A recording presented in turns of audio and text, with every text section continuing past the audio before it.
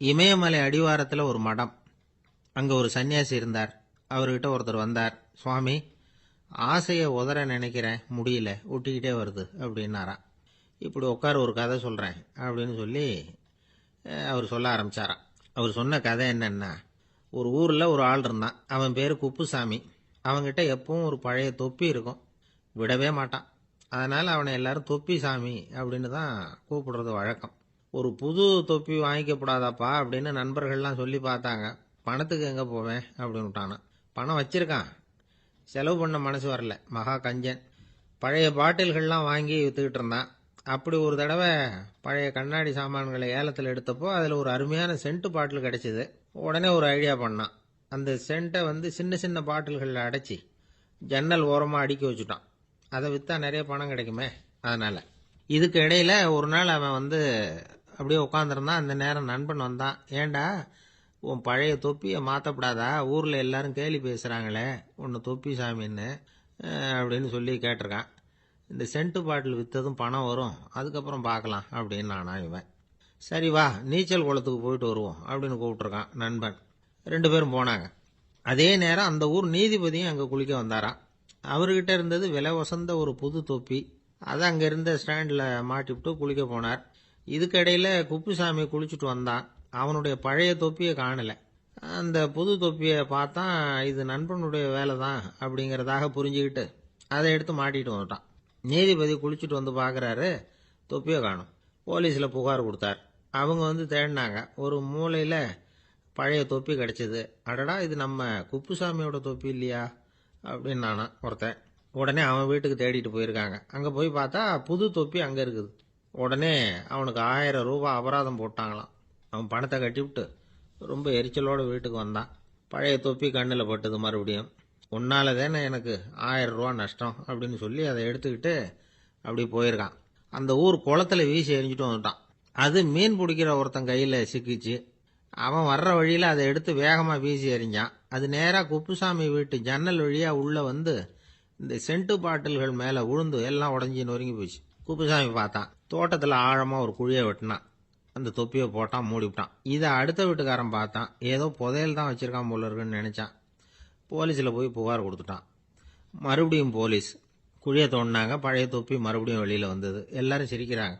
அன்னைக்கு ராத்திரியே அந்த தொப்பியை எடுத்துக்கிட்டு நேராக புறப்பட்டான். ஒரு கல்லில் அதை சேர்த்து கட்டி குடிநீர் தொட்டி இருக்கும்ல, அதில் போட்டுட்டு வந்துட்டான். இனிமேல் என்ன பண்ணும் பார்ப்போன்னு. ஒரு நாள் திடீர்னு குழாயெல்லாம் அடைப்பட்டு போச்சு. மாநகராட்சி அலுவலர்கள் என்னன்னு பார்த்தா அந்த பழைய தொப்பி குழாயை அடைச்சிக்கிட்டு இருக்குது. இது குப்புசாமியோட தொப்பிங்கிறது தான் எல்லாருக்கும் தெரியுமே. உடனே குடிநீரை பாழாக்கணத்துக்காக குப்புசாமிக்கு கோர்ட்டு 2500 ரூபாய் அபராதம் போட்டுவிட்டுது. அதையும் கட்டிவிட்டு வெளில வந்தான். கடைசியாக முடிவு பண்ணான். ஒரு நெருப்பு குச்சியை கிழிச்சான். தொப்பியை கொளுத்தினான். எரிஞ்சது. எடுத்து வெளில எரிஞ்சான். கொஞ்ச நேரத்தில் தீ அணைப்பு படம் வந்துட்டுது. ஆமாம், இவன் எடுத்து எரிஞ்சது வெளியில் விழுந்து வீட்டு கூரையே பற்றிக்கிட்டு எரிய ஆரம்பிச்சுட்டுது. அவனோட பணத்தாசையும் அதோட சேர்ந்து எரிஞ்சு போச்சான். இப்படி ஒரு கதை. இந்த கதையை சொல்லி முடிச்சார் அந்த இமயமலை அடிவாரத்தில் இருந்த சன்னியாசி. இப்போ அந்த குப்புசாமி எங்கே இருக்கிறான்னு கேட்டார் எதிரில் இருந்தவர். இதோ உன் எதிரிலே இருக்கிறான், நான் தான் அந்த குப்புசாமி அப்படின்னாரான் அந்த சன்னியாசி. அந்த குப்புசாமி கிட்ட இருந்தது மாதிரி ஒரு பழைய தொப்பி நம்ம ஒவ்வொருத்தர்கிட்டையும் உண்டு. அதை எப்படி தொலைக்கிறதுன்னு தெரியாமல் தடுமாறிக்கிட்டு இருக்கிறோம். அது என்ன தொப்பிங்கிறீங்களா? அதுதான் நம்மை சூழ்ந்திருக்கிற மாயை அப்படிங்கிறார் சுவாமி சின்மயானந்தர். மெய்ஞானம் கிடைக்கிறப்போ மாயை எரிஞ்சு போகும் அப்படிங்கிறது அவருடைய கருத்து. நம்மால் ஒருத்தர் வேகமாக ஓடி வந்தார். காலில் மாட்டியிருந்த பழைய செருப்பு 2ஐயும் ஆவேசமாக தூக்கி ஒரு கிணத்துல போட்டுட்டு வெறுங்காலோட நடந்து வந்துகிட்டு இருக்கிறார். ஏன் அப்படி பண்ணீங்க அப்படின்னு கேட்டோம். அந்த செருப்புக்கு சொந்தக்காரன் பின்னாடி வந்துகிட்டு இருக்கிறான், அதனால் அப்படி பண்ணேன் அப்படிங்கிறார் இவர். ஒரு கடைக்கு போனேன். 5 ரூபா பணத்தை எடுத்து கொடுத்தேன். ஒரு தினசரி பத்திரிகையை கேட்டேன். அவர் உடனே அங்கே அடுக்கி வச்சிருந்த பத்திரிகையில் ஒன்று எடுத்து என் கையில் கொடுத்தார். வாங்கிக்கிட்டேன். மீதி பணத்தை எடுத்தார். அதையும் என் கையில் கொடுக்கணும்ல, கொடுக்கல. எதிரில் இருந்த பலகையில் வச்சு எடுத்துக்க சொன்னார். எப்பவும் அவர் அப்படி தான் பண்ணுவார். நானும் எடுத்துக்கிட்டு வந்துடுவேன். இவர் ஏன் இப்படி பண்ணுறாருங்கிறது எனக்கு ரொம்ப நாளாக ஒரு சந்தேகம். ஒரு நாள் அவர்கிட்டயே இதை கேட்டுவிட்டேன். ஏங்க, நீங்கள் உங்கள் கடைக்கு பொருள்கள் வாங்குறவங்களுக்கு நீங்கள் பாக்கி சில்லறையை கொடுக்குறப்போ பலகையில் வச்சு விட்றீங்க, கையில் கொடுக்க மாட்டேங்கிறீங்களே, ஏன் அப்படின்னு கேட்டேன். காசை கையில் கொடுத்தா நம்மக்கிட்ட இருக்கிற லட்சுமி போயிடுவா சார் அப்படின்னார். அதாவது பணம் செலவாயிடும் அப்படின்னு அர்த்தமா. இன்னொரு நண்பர் அவர் ஒரு நாள் வழக்கத்துக்கு மாறா ரொம்ப சோகமாக உட்காந்துருக்கிறார். ஏங்க என்னாச்சு, ஏன் இப்படி கப்பலே கவிழ்ந்தது மாதிரி உட்காந்துருக்குறீங்க அப்படின்னு கேட்டேன். கப்பலே கவிழ்ந்திருந்தா கூட நான் இப்படி கவலைப்பட மாட்டேன் சார், வேற ஒன்று நடந்து போச்சுன்னார். என்னன்னு கேட்டேன். என் உச்சந்தலையில் பள்ளி ஒன்று விழுந்துட்டுதுன்னார். அதுக்காகவா இப்படி அப்படின்னு ஆச்சரியப்பட்டேன். ஆமாங்க, பள்ளி உச்சந்தலையில் விழுந்தா பலன் என்னன்னு பஞ்சாங்கத்தில் பார்த்தேன், மரணம்னு போட்டிருக்கு அப்படின்னு சொல்லிவிட்டு அவர் தொடர்ந்து கவலைப்பட ஆரம்பிச்சிட்டார். இப்படியும் ஒருத்தர், என் கூட வேலை பார்க்குற ஒருத்தர் எப்படி தெரியுமா, தினமும் வலது காலை வச்சு தான் ஆஃபீஸுக்கு உள்ள நுழைவார். என்னைக்காவது தவறுதலாக இடது காலை வச்சு உள்ளே வந்துட்டார்னா அன்னைக்கு பூரா மனசு சங்கடப்படுவார், எந்த வேலையும் சரியாக ஓடாது.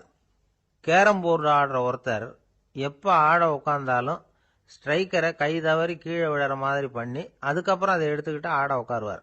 ஏன்னா எப்போ ஒரு தடவை நிஜமாவே அது கை தவறி கீழே விழுந்திருக்குது, அன்னைக்கு பிரமாதமாக ஜெயிச்சுட்டார். உடனே ஒரு முடிவுக்கு வந்துட்டார், கை தவறுனா லாபம் அப்படின்னு. அதுக்கப்புறம் அதையே பழக்கமாக்கிக்கிட்டார். பூனை குறுக்க போனால் சகனம் சரியில்லைன்னு நினைக்கிறவங்க உண்டு. ஆனால் ஒருத்தர் எப்படி தெரியுமா, அவர் வெளியில் கிளம்புற சமயம் பக்கத்து வீட்டு ரேடியோவில் மியாவ் மியாவ் பூனை குட்டின்னு பாட்டு சத்தம் கேட்டால் கூட போதும், சகனம் சரியில்லைன்னு பிரயாணத்தை கேன்சல் பண்ணிவிடுவார். இப்போ இவ்வளவும் எதுக்கு சொல்கிறோம்னா, அளவுக்கு மீறின சகுன நம்பிக்கைகள் இருக்கு பாருங்க, இதோட பயமும் சேர்ந்துக்கிட்டதுன்னு வச்சுக்கோங்க, இது ஒருத்தருடைய மனநிலையை பாதிச்சிடும். இது உளவியல் நிபுணர்கள் சொல்கிற கருத்து. வாழ்க்கையே தடுமாற வச்சிரும். பாதுகாப்பு இல்லாத உணர்வு, ஒரு விதமான டிப்ரெஷன் மனநிலை, இதெல்லாம் தான் இதுக்கு காரணமாக அமையலாம். சில பேர் காய்கறி நறுக்க கத்திய கையில் எடுத்தா கூட நேரம் சரியா இருக்கா அப்படின்னு பார்த்துட்டு தான் வேலையை ஆரம்பிக்கிறது வழக்கம். அறிவு தான் மனசுக்கு வாத்தியாரா இருக்கணும், அப்பதான் வாழ்க்கை நிம்மதியா இருக்கும். அறிவு மனசு சொல்றபடியெல்லாம் கேட்க ஆரம்பிச்சுட்டுதுன்னா இடைஞ்சல் தான். ஒருத்தருக்கு 7ஆம் நம்பர் தான் ராசியான நம்பரான், 7ஆம் தேதி தான் எந்த காரியத்தையும் ஆரம்பிப்பாராம். 7 எழுத்து வர்றது மாதிரி பேரை மாற்றி வச்சுக்கிட்டார். 7 மணிக்கு தான் தினமும் எழுந்திருப்பார். 7ஆம் நம்பர் வீட்டில் தான் குடியிருக்கார். கல்யாணம் கூட 7ஆம் தேதி தான் பண்ணிக்கிட்டார். அவர் ஒரு நாள் குதிரை பந்தயத்துக்கு போனாராம். குதிரையோட பேரையெல்லாம் பார்த்தார். ஒரு குதிரையோட பேர் 7 எழுத்துல அமைஞ்சிருந்தது. 7 தானே இவருக்கு அதிர்ஷ்ட நம்பர், அதனால உடனே அது பேரில் பணத்தை கட்டினார். பந்தயம் நடந்தது. என்ன சார் ஆச்சுன்னு கேட்டாங்க. நான் பணம் கட்டின அந்த என்னோட குதிரை 7ஆவதா சேர்ந்தது சார் அப்படின்னாராம் சோகமா. ஒரு ஊரில் ஒரு இளைஞன் இருந்தான். ஒரு நாள் அவன் ஒரு குருவை தேடிக்கிட்டு புறப்பட்டான். ஊரை விட்டு வெளியில் போனான். போகிற வழியில் ஒரு காடு. அந்த காட்டில் ஒரு மரத்தடியில் ஒரு பெரியவர் உட்காந்துருக்கிறார். அமைதியாக மௌனமாக அவர் அமர்ந்திருக்கிறார். இந்த பெரியவரை விசாரிக்கலாம், குருவை தேடி கண்டுபிடிக்கிறதுக்கு இவர் ஏதாவது ஒரு வழி சொல்லி கொடுப்பார் அப்படின்னு நினச்சிக்கிட்டு அவரை நெருங்கினான். ஐயா, எனக்கு ஒரு குரு தேவை, எங்கே கிடைப்பார், அவரை எப்படி அடையாளம் கண்டுபிடிக்கிறது, அதை பற்றி ஏதாவது விவரம் சொன்னீங்கன்னா நான் கண்டுபிடிச்சிக்குவேன் அப்படின்ட்டுருக்கான். பெரியவர் நிமிர்ந்து பார்த்தார். தம்பி, அது ரொம்ப சுலபம். அவர் வயசானவராக இருப்பார், என்னை விட சுமார் 30 வயசு அதிகமாக இருக்கும். அவர் ஒரு மரத்தடியில் தான் உட்காந்துருப்பார் அப்படின்ட்டுருக்கான். சரிங்க பெரியவரே, அது என்ன மாதிரியான மரம், எப்படி இருக்கும் அப்படின்னு கேட்டிருக்கான். பெரியவர் அந்த விவரங்களையும் சொல்லியிருக்கிறாரு. அது மட்டும் இல்லை, சந்திக்கிற நாள், நேரம், வினாடி முதற்கொண்டு எல்லா விவரங்களையும் துல்லியமாக சொன்னாராம். இவ்வளவு விவரங்களை இவரால் எப்படி சொல்ல முடியுது அப்படின்னு இவனுக்கு ஆச்சரியம். இருந்தாலும் அந்த பெரியவர் கடைசியாக ஒரு விவரம் சொன்னார். அது என்ன தெரியுமா, எப்படியும் நீ அவரை சந்திக்கிறதுக்கு ஒரு 30 வருஷம் ஆகும் அப்படின்னு சொல்லிவிட்டாராம். ரொம்ப நன்றிங்க பெரியவரே அப்படின்னு சொல்லிவிட்டு அந்த இளைஞன் புறப்பட்டுருக்கான். இப்போ அவனுக்கு குரு பற்றின விவரம் எல்லாம் கிடைச்சிட்டுது, சந்திக்கிற நேரமும் தெரிஞ்சுட்டுது. ஆனால் 30 வருஷம் அவரை தேடி அலைய வேண்டியிருக்குமே. அவன் தேட ஆரம்பித்தான். காடு மலை எல்லாம் சுற்றி அலைஞ்சான்.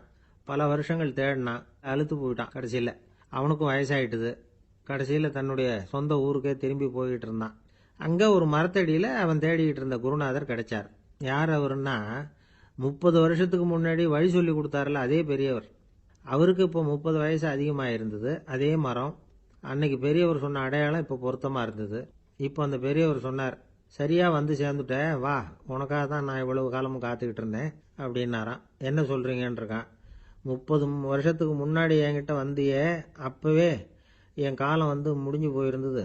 அப்போவே என்ன உனக்கு அடையாளம் தெரியல, அதனால் இவ்வளவு காலம் உனக்காக காத்துட்டு இருக்கும்படி ஆயிட்டுது அப்படின்னாராம். ஐயா, அப்போவே நீங்கள் சொல்லியிருக்கலாமே, இதுதான் 30 வருஷம் கழித்து நீ சந்திக்க போகிற இடம், நான் தான் உன்னுடைய குரு அப்படின்னு சொல்லியிருக்கலாமே அப்படின்ட்டுருக்கான். அந்த பெரியவர் சிரிச்சுக்கிட்டே இதுக்கு பதில் சொன்னாராம். நான் எவ்வளவோ விவரமாக தான் சொன்னேன், நீ சரியாக புரிஞ்சிக்கல. காரணம், அப்போ நீ போதுமான அளவுக்கு பக்குவம் பெற்றிருக்கவில்லை. அதனால புரியும் சக்தி இல்லாம போயிட்டுதப்போ 30 ஆண்டு காலம் நீ அலைஞ்சு தெரிஞ்சிருக்கிற. அது காரணமா இப்போ உனக்கு அந்த பக்குவம் வந்துட்டுது. அதனாலதான் அடையாளம் காண முடிஞ்சது. நானே உன்னுடைய குரு அப்படின்னாராம். இதுல இருந்து என்ன தெரியுதுன்னா, ஆன்மீகத்துல மாணவனாக சேர்றதுக்கு கூட ஒரு பக்குவத்தன்மை தேவைப்படுது. ஒரு பெரிய ஞானி, அவர்கிட்ட சீடனா இருக்க ஒருத்தன் வந்தான், எதிரில் நின்னா. ஞானி அவனை வெகு நேரம் உற்று பார்த்தார். அப்புறம் சொன்னார், சீடனா இருக்கிறது ரொம்ப சிரமம்னார். நான் தயாரா இருக்கிறேன்னா. அது இன்னமும் சிரமமாச்சே, இங்கே குருவா இருக்கிறது மட்டுமே சுலபம் அப்படின்னாராம். அப்படின்னா நான் குருவாவே ஆயிடுறேன் அப்படின்னானா. இது போலவே இந்த காலத்தில் கதை ஒன்று உண்டு. ஒரு பள்ளிக்கூடத்தில் வகுப்பு ஆசிரியர் மாணவனை திட்டிக்கிட்டு இருந்தார். டேய், நீ 100க்கு 10 மார்க் தான் வாங்கிட்டு இருக்க. இவ்வளவு மோசமா நீ படிச்சா கடைசியில் மாடு மேய்க்கிறது கூட லாய்க்கு இல்லாதவனா ஆயிடுவ.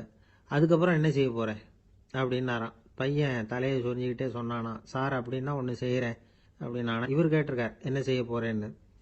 வேற என்ன சார், உங்களை மாதிரி ஒரு ஆசிரியர் ஆயிடுறேன் அப்படின்னானா. காசியில் இருக்கிற கடவுள் காசி விஸ்வநாதர், அங்க இருக்கிற தேவி காசி விசாலாட்சி.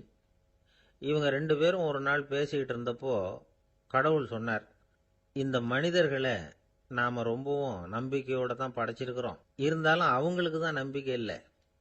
எதுலேயும் ஒரு உண்மையான நம்பிக்கை இல்லாமல் வாழ்ந்துக்கிட்டு இருக்கிறாங்க அப்படின்னார். என்ன அப்படி சொல்றீங்க? அதோ பாருங்க, எவ்வளவு பேர் காசியை தேடிட்டு கங்கையில் குளிச்சுக்கிட்டு இருக்கிறாங்க. அவங்கெல்லாம் நம்பிக்கை இல்லைன்னா இவ்வளவு தூரம் தேடிட்டு இங்கே குளிப்பாங்களா அப்படின்னு நாங்கள் தேவி. சரி, அதை சோதிச்சு பார்க்கலாம் அப்படின்னு 2 பேரும் முடிவு பண்ணிக்கிட்டாங்க. உடனே ஒரு திட்டம் போட்டாங்க. அது எப்படின்னா, நாம் 2 பேருமே பக்தர்கள் மாதிரி உருவத்தை மாற்றிக்கிட்டு கங்கை கரைக்கு போக வேண்டியது. நான் கங்கையில் இறங்கி குளிக்கிறேன். கொஞ்ச நேரத்தில் சுழலில் மாட்டிக்கிட்டது மாதிரி நடிக்கிறேன். நீ உடனே கரையிலிருந்து சத்தம் போடு, என்னோட வீட்டுக்காரரை யாராவது காப்பாற்றுங்களேன் காப்பாற்றுங்களேன்னு சத்தம் போடு. அதோட இன்னொன்று சொல்லு, யாராவது ஒரு புண்ணிய ஆத்மா அவர்கிட்ட போய் அவருடைய முடியை பிடிச்சி இழுக்கணும். அப்படி ஒரு சாபம் இருக்குது எங்களுக்கு. புண்ணிய ஆத்மா, அதாவது எந்த பாவமும் செய்யாத இல்லாத ஒருத்தர் தான் அவரை காப்பாற்ற முடியும். அப்படிப்பட்டவங்க யாராவது வெள்ளத்தில் குதிச்சு என்னுடைய கணவரை காப்பாற்றுங்கோ அப்படின்னு நீ சத்தம் போடு, கூச்சல் போடு. என்ன நடக்குதுன்னு பார்க்கலாம் அப்படின்னார் கடவுள். சரின்னு சொல்லி 2 பேருமா சாதாரண பக்தர்கள் மாதிரி கங்கை கரைக்கு சேர்ந்தாங்க. அவர் இறங்கி குளிச்சார். திட்டம் போட்டது மாதிரியே சுழலில் மாட்டிக்கிட்டது மாதிரி கத்துனார். கரையில் இருந்த அந்த அம்மா, ஐயோ என் கணவரை காப்பாற்றுங்களேன், யாராவது காப்பாற்றுங்களேன்னு கத்துனாங்க. பல பேர் ஓடி வந்தாங்க. உடனே இவங்க, பாவம் இல்லாத புண்ணிய ஆத்மா ஒருத்தரால தான் என்னுடைய கணவர் காப்பாற்றப்படணுங்கிறது விதி, அப்படி ஒரு சாபம் இருக்கு. அதனால புண்ணிய ஆத்மா யாராவது அவர்கிட்ட போய் அவர் முடியை பிடிச்சி தூக்குனா அவரை காப்பாற்றி போடலாம் அப்படின்னாங்க. இவங்க இப்படி சொன்னதும் எல்லாரும் திகைச்சு போய் நின்றுட்டாங்க.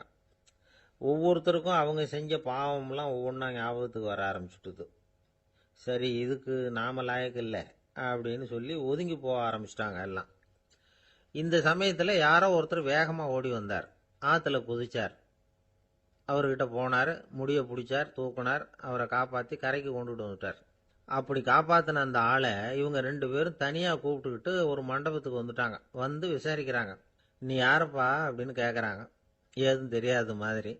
நான் இந்த ஊர் அன்ன சத்திரத்தில் வேலை செய்கிற ஒரு சமையல்காரன் அப்படிங்கிறார். நீ கங்கையில் குளிக்கிறது உண்டான்னு கேட்டிருக்காங்க. நான் இந்த ஊர்லேயே தான் இருக்கிறேன், இருந்தாலும் தினமும் கங்கையில் குளிக்கிறது இல்லை, எப்பாவது ஒரு நாள் அங்கே குளிப்பேன் அப்படின்னார். கங்கையில் மூழ்கி எழுந்திரிச்சா பாவம்லாம் தொலையும்னு சொல்கிறாங்க. அப்படி இருக்கிறப்போ அங்கே இன்னைக்கு கங்கையில் குளிச்சுக்கிட்டு இருக்கிறவங்கெல்லாம் தங்களை புண்ணிய ஆத்மாவா நினைக்கல. கங்கையில் குளிக்காத நீ உன்னை புண்ணிய ஆத்மாவா நினச்சி என்னை காப்பாற்ற வந்திருக்கிற, அது எப்படி அப்படின்னு கேட்டார். அதுக்கு அந்த ஆள் சொல்கிறான், கங்கையில் குதிச்சதுக்கு அப்புறம் தானே உங்களை காப்பாற்ற போகிறோம். அப்படி குதிக்கும் பொழுது என்னுடைய பாவம்லாம் போயிருக்கும்ல, நான் புண்ணிய ஆத்மாவா ஆயிருப்பேனே, அதனால தான் துணிஞ்சு உங்களை காப்பாற்றினேன் அப்படின்னா. கடவுளும் தேவியும் அவனுக்கு காட்சி கொடுத்தாங்களாம். இப்படி ஒரு கதை உண்டு. அதாவது கங்கையில் குளிச்சுக்கிட்டு இருக்கிறவங்களுக்கே தங்களுடைய பாவம் போகுங்கிற நம்பிக்கை பரிபூர்ணமாக இல்லை. குளிக்காத ஒருத்தனுக்கு அந்த நம்பிக்கை இருந்தது. அதனால் அவனால் கடவுளை பார்க்க முடிஞ்சது. கடவுளை நாமளும் பார்க்க முடியுமா முடியாதா அப்படிங்கிற குழப்பம்லாம் நமக்கு வேண்டியதில்லை. நம்பிக்கையோடு வாழணுங்கிற உண்மையை மட்டும் இந்த கதையிலேருந்து புரிஞ்சுக்கிட்டா போதும். ஏன்னா இந்த கதையை கேட்டுட்டு ஒரு நண்பன் குதர்க்கமாக ஒரு கேள்வி கேட்டான்.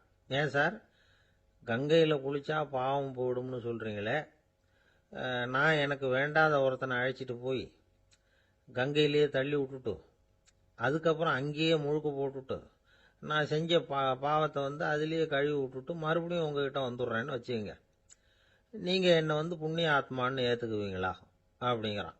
ஆள் கொஞ்சம் அசந்தான் நம்மளே அங்கே அழைச்சிட்டு போனாலும் போயிடுவான். உலகத்தில் எது எதுக்கும் ஆராய்ச்சி கூடங்கள் இருக்குதுல்ல, அது மாதிரி தூக்கத்தை பற்றி ஆராய்ச்சி பண்ணுறதுக்கு ஒரு ஆராய்ச்சி கூடம் இருக்குது. அப்படி ஆராய்ச்சி பண்ணணும்னா அதுக்கு மூழ்கிக்கிட்டு இருக்கணும்ல. அதனால தான் அந்த ஆராய்ச்சி கூடம் இங்கே இல்லை. அமெரிக்காவில் பாஸ்டன் பல்கலைக்கழக மருத்துவமனையில் அது இருக்குது. அங்கே தூக்கத்தை பற்றி பலவிதமான ஆராய்ச்சிகள் பண்ணிகிட்டு இருக்கிறாங்க.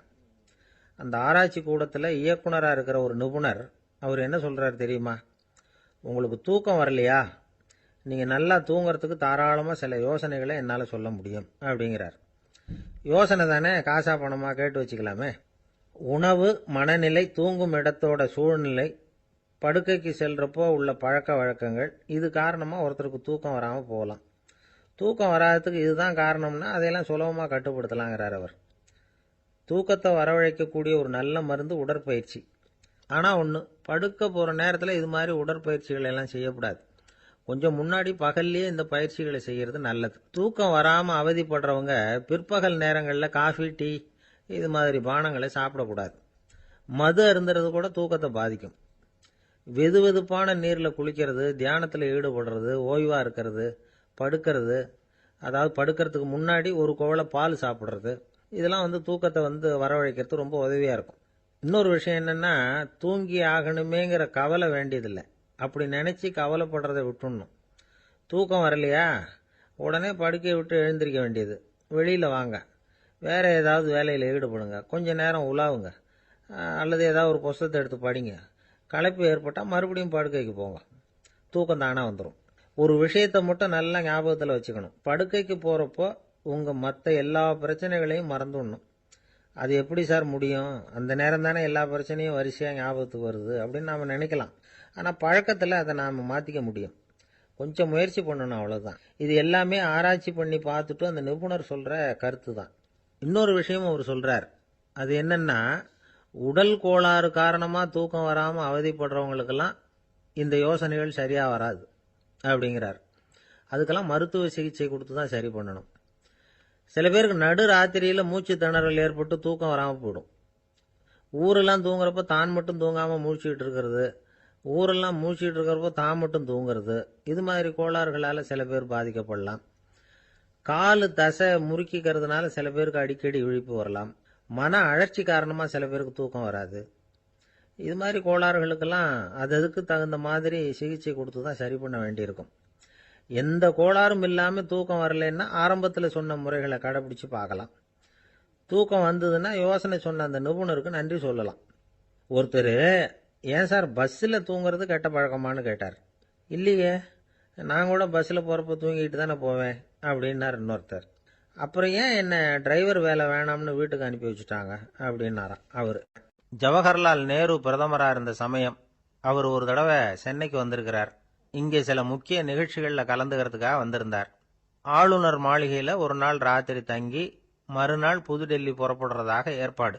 நிகழ்ச்சியிலெல்லாம் முடிச்சுக்கிட்டு ஆளுநர் மாளிகையில் தங்கி இருக்கிறார். அன்றைக்கு இரவு படிக்கிறதுக்கு ஒரு முக்கியமான புத்தகம் அவருக்கு தேவைப்பட்டது.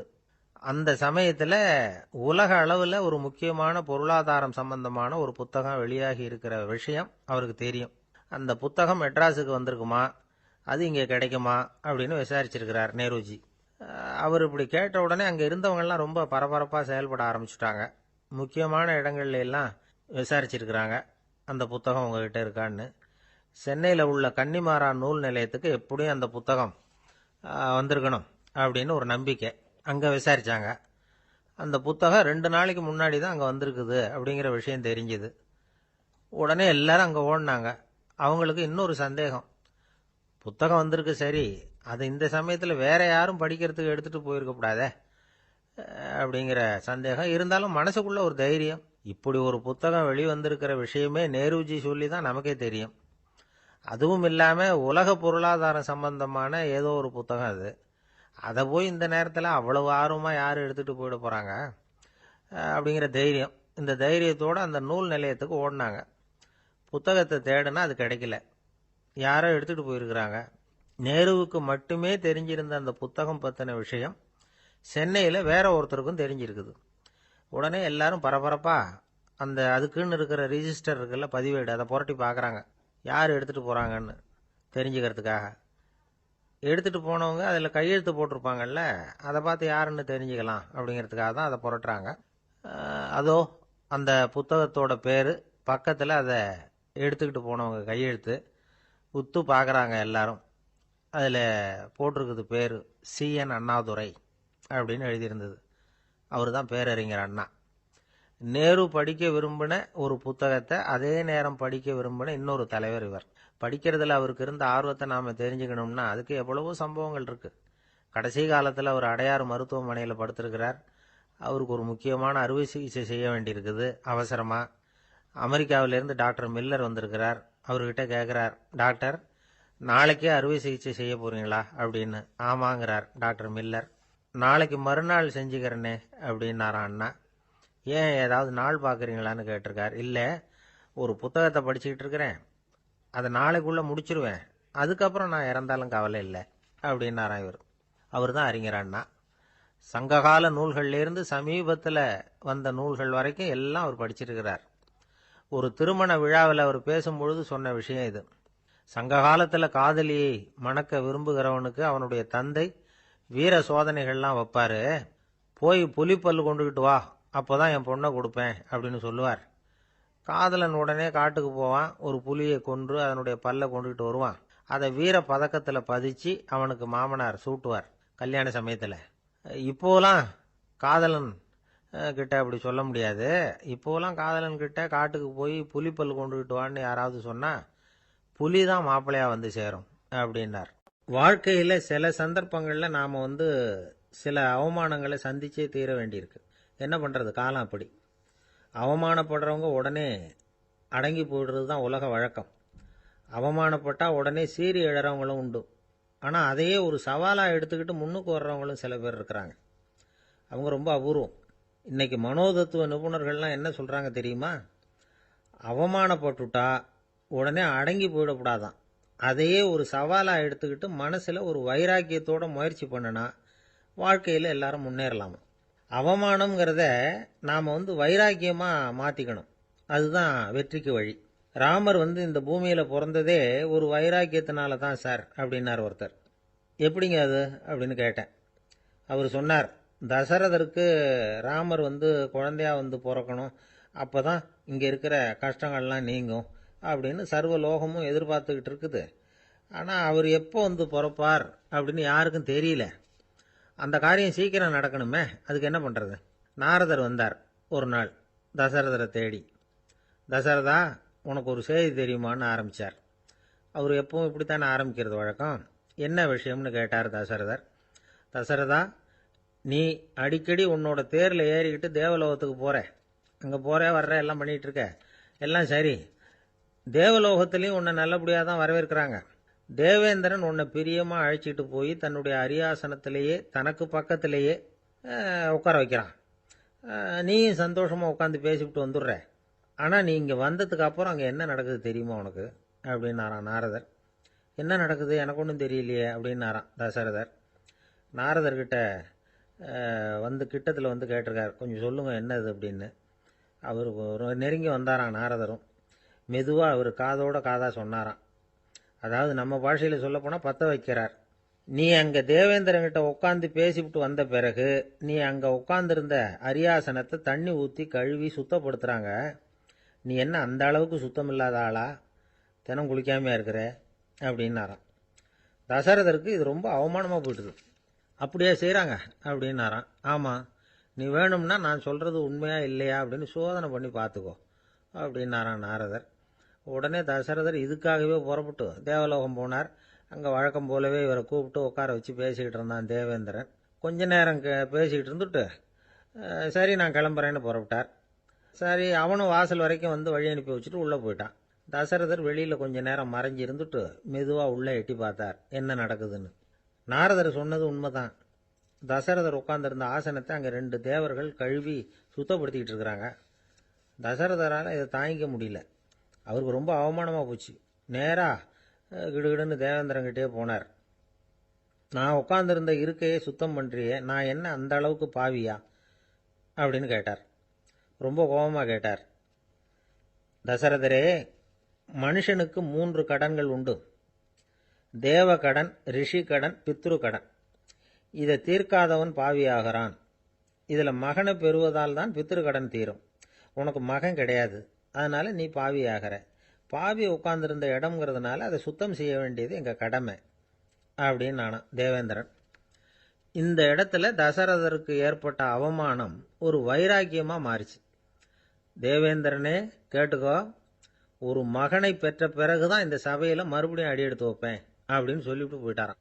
போய் புத்திர காமேஷ்டி யாகம் பண்ணார். புத்திரர்கள் பிறந்தார்கள். இந்த கதையில் உள்ள கருத்து என்னன்னா, தேவேந்திரன் தசரதரை அப்படி அவமானப்படுத்தலைன்னா அவருக்கு இப்படி ஒரு வைராக்கியம் பிறந்திருக்குமா? யோசிச்சு பார்க்கணும். நமக்கு ஏற்படுகிற சில அவமானங்களையும் வைராக்கியமாக மாற்றிக்குவோம். அப்படி மாற்றிக்கிட்டோம்னா வாழ்க்கையில் வந்து முன்னேறலாம். நம்ம ஆளுங்க சில பேர் அவமானத்தை வந்து வைராக்கியமாக மாற்றிக்கிறது எப்படி தெரியுமா? நம்மகிட்ட ஒரு பையன் சொன்னான், எங்கள் அப்பா என்னை எல்லாருக்கும் முன்னாடி வச்சு திட்டிவிட்டார், பொறுப்பு இல்லாமல் ஊர் சுற்றுறேன்னு சொல்லி அவமானப்படுத்தி விட்டார்.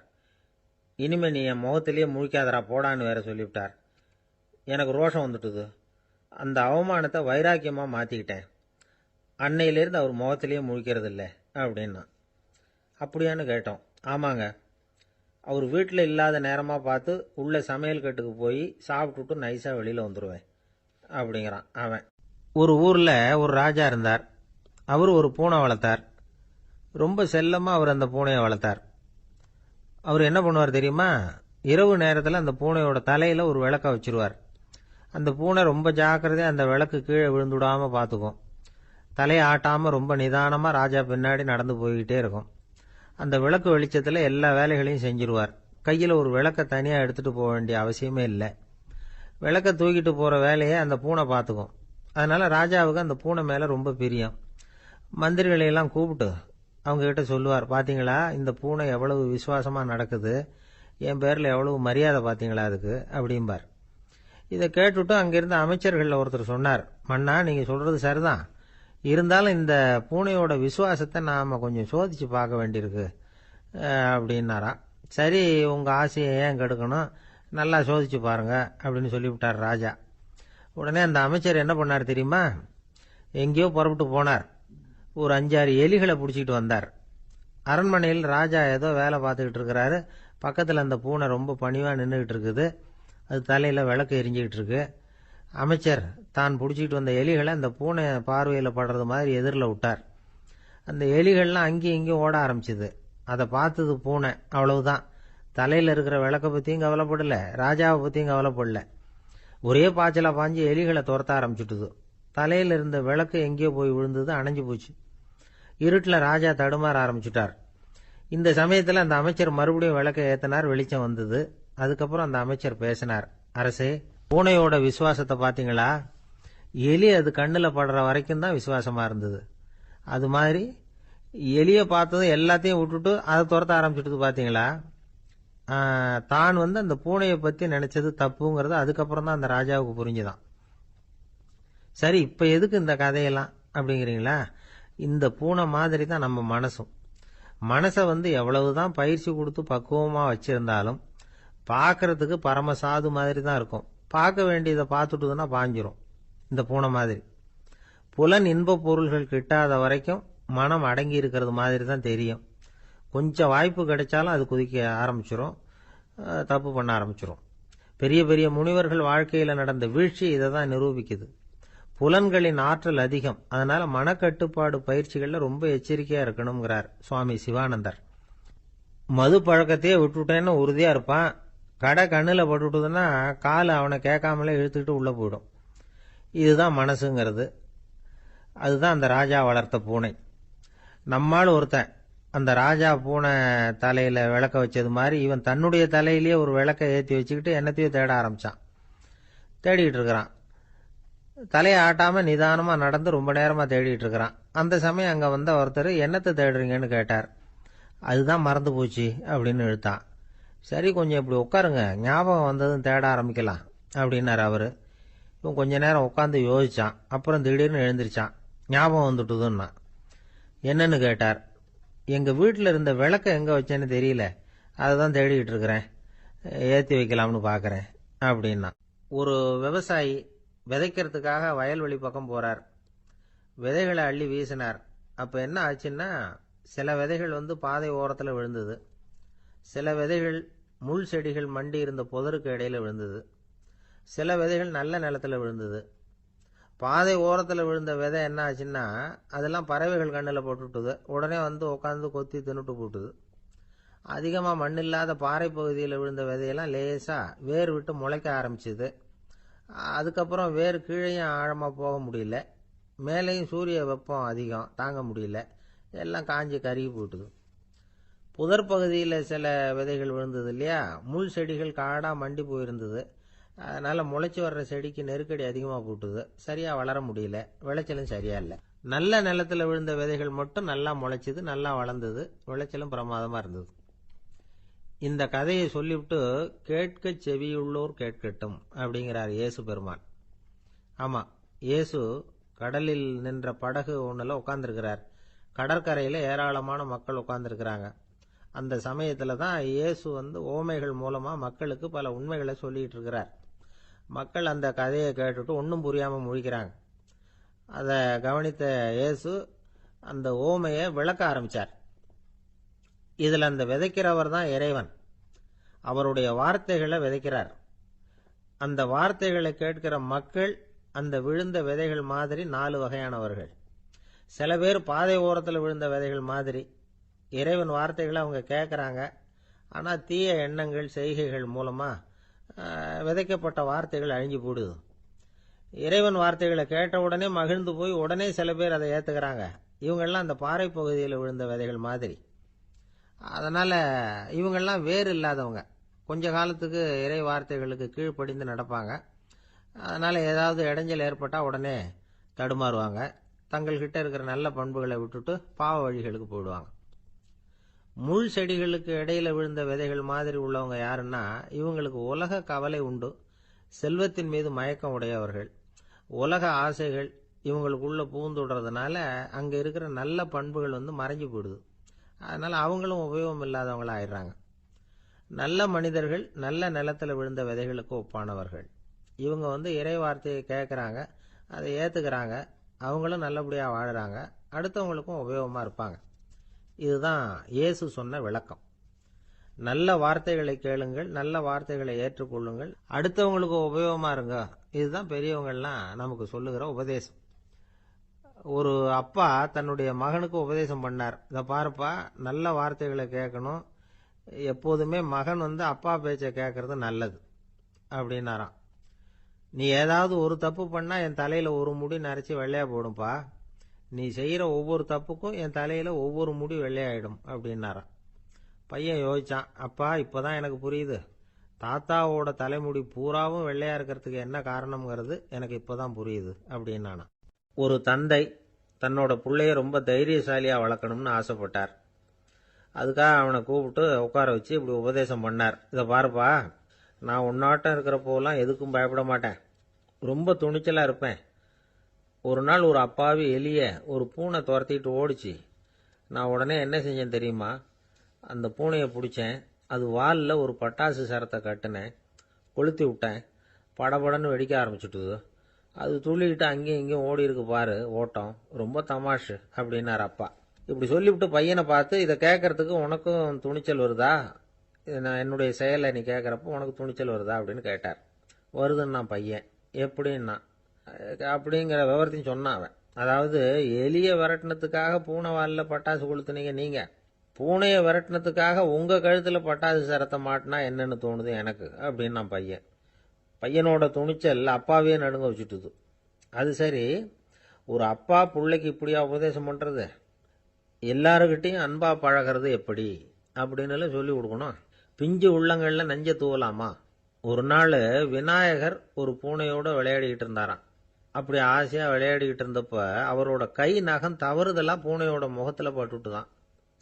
அது ஒரு சின்ன கீறலை உண்டாகி விட்டுது. அப்போ அவர் அதை ஒரு பெருசாக நினைக்கல. கொஞ்ச நேரத்துக்கு அப்புறம் விநாயகர் வீட்டுக்கு வந்தார். அவங்க அம்மா பார்வதி தேவியை பார்த்தார். பார்வதி தேவி கன்னத்தில் விரலால் கீறினது மாதிரி ஒரு அடையாளம் இருந்தது. விநாயகருக்கு அதிர்ச்சி, ஆச்சரியம். நம்ம அம்மா இந்த உலகத்துக்கே தாயார். அப்பேற்பட்ட அவங்க முகத்திலேயே கீறலை உண்டாக்கக்கூடியவங்க யாரா இருக்க முடியும் அப்படின்னு யோசனை பண்ணார். தாயே, உன்னுடைய கன்னத்தில் இந்த வடு எப்படிம்மா ஏற்பட்டதுன்னு கேட்டார். குழந்தாய், இது நீ செஞ்ச காரியம்தான்ப்பா. உன்னுடைய கை நகம் கீறினதுனால ஏற்பட்ட வடு தான் இது அப்படின்னாங்க அவங்க. விநாயகர் திடுக்கிட்டு போட்டார். எப்படிம்மா அது? நான் எந்த காலத்திலையும் உன்னை அப்படி கீறினதாக எனக்கு நினைவு இல்லையே அப்படின்னார். இன்னைக்கு காலையில் ஒரு பூனையை கீறினதை நீ மறந்துட்டியா அப்படின்னாங்க அந்த அம்மா. விநாயகர் திகைச்சு போய் நின்னார். பார்வதி தேவி சொன்னாங்க, இதை பார்ப்பா, இந்த உலகத்தில் இருக்கக்கூடிய எல்லா உயிர்கள்லேயும் நான் இருக்கிறேன். நான் தான் இந்த உலகமாக ஆகியிருக்கிறேன். ஆகையினால நீ யாரை துன்புறுத்தினாலும் அது உண்மையிலேயே என்ன துன்புறுத்தினதாக தான் வந்து முடியும் அப்படின்னாங்க. விநாயகர் மனசுக்குள்ள ஒரு வெளிச்சம் ஏற்பட்டு தான். அதுக்கப்புறம் அவர் யாரையுமே கல்யாணம் பண்ணிக்காததுக்கு அதுதான் காரணமா. இந்த உலகத்தில் எல்லாரையும், இங்கே இருக்கிற எல்லாத்தையும் தாயின் வடிவமாக அவர் பார்க்க ஆரம்பிச்சிட்டாராம். குருதேவர் ராமகிருஷ்ணர் இந்த கதையை எடுத்து சொல்லியிருக்கிறார். நபிகள் நாயகம் ஒரு தடவை ஒரு நாற்காலியில் உட்காந்து என்னமோ யோசனை பண்ணிட்டு இருந்திருக்கிறார். அப்போ அவரோட உடையில ஒரு கீழ்ப்பகுதி தரையில் படிஞ்சு கிடந்திருக்குது. அங்கே விளையாடிக்கிட்டு இருந்த ஒரு பூனை அது மேலே வந்து படுத்து தூங்கி போயிடுச்சு. தொழுகை செய்ய வேண்டிய நேரம் வந்துட்டது. நபிகள் நாயகம் எழுந்திருக்க பார்த்தார். அப்போதான் பூனை தன்னோட உடை மேலே படுத்து தூங்கிட்டு இருக்கிறது கண்ணில் படுது.